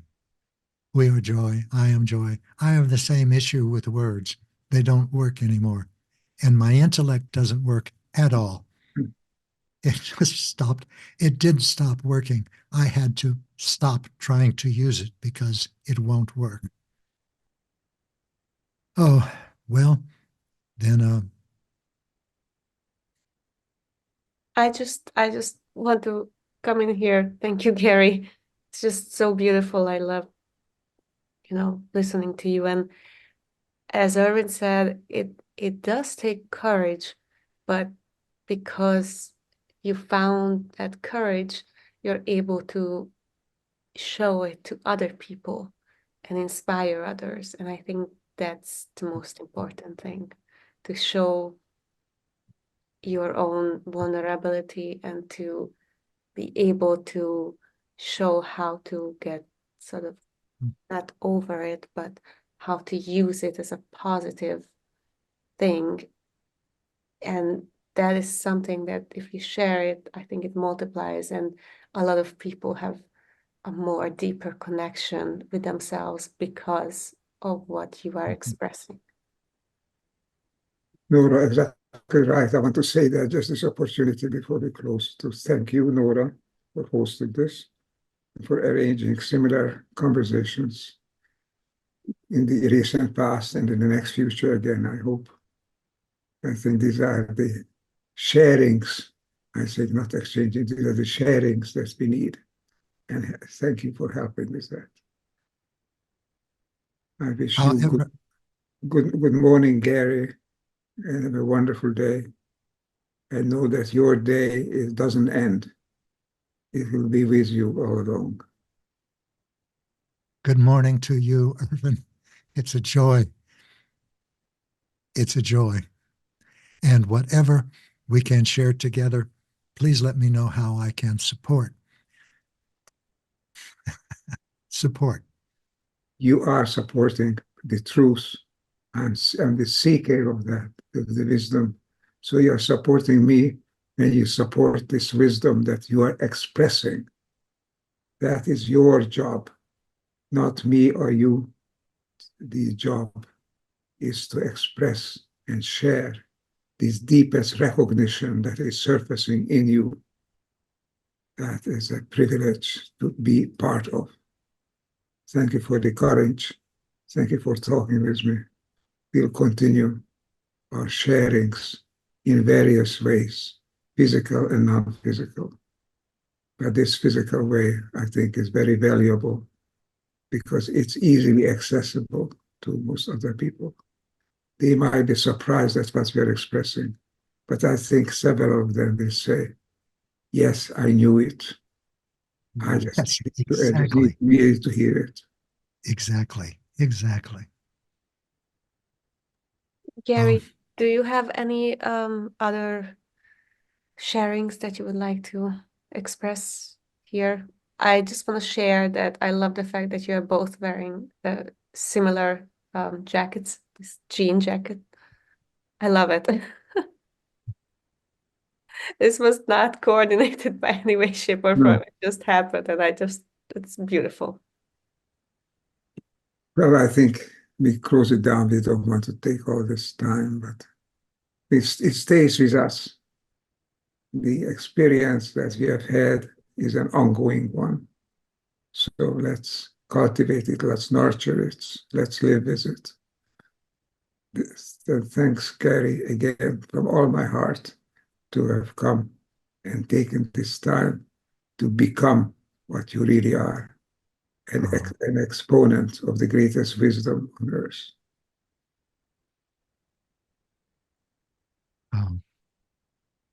I'm so happy to be with you, Ervin. Although it's more, I suppose, accurate as these words become more and more clumsy to say, I'm happy. To say happy. grateful. I am grateful to you, brother.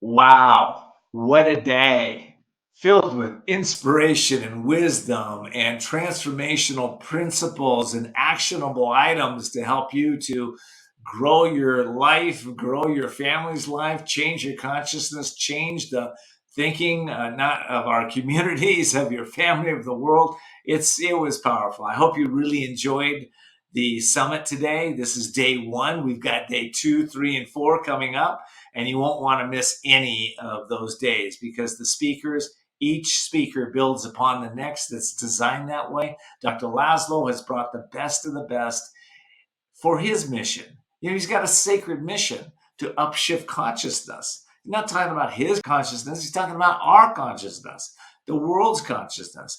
To meet the needs of the world in today's world, we have to shift, right? It's preeminent. We have to do it. If we don't, chances of us surviving are very slim. So that's what the conversations, of course, are all about, what you heard today.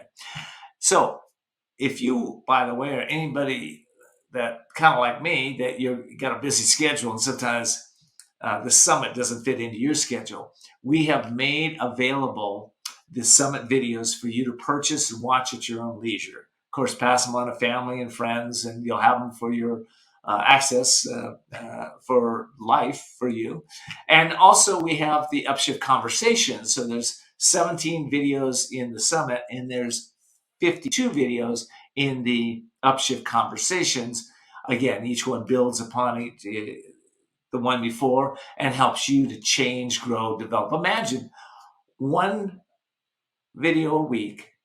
That's all you have to do. One video a week for 52 weeks. You watch it and you apply the principles.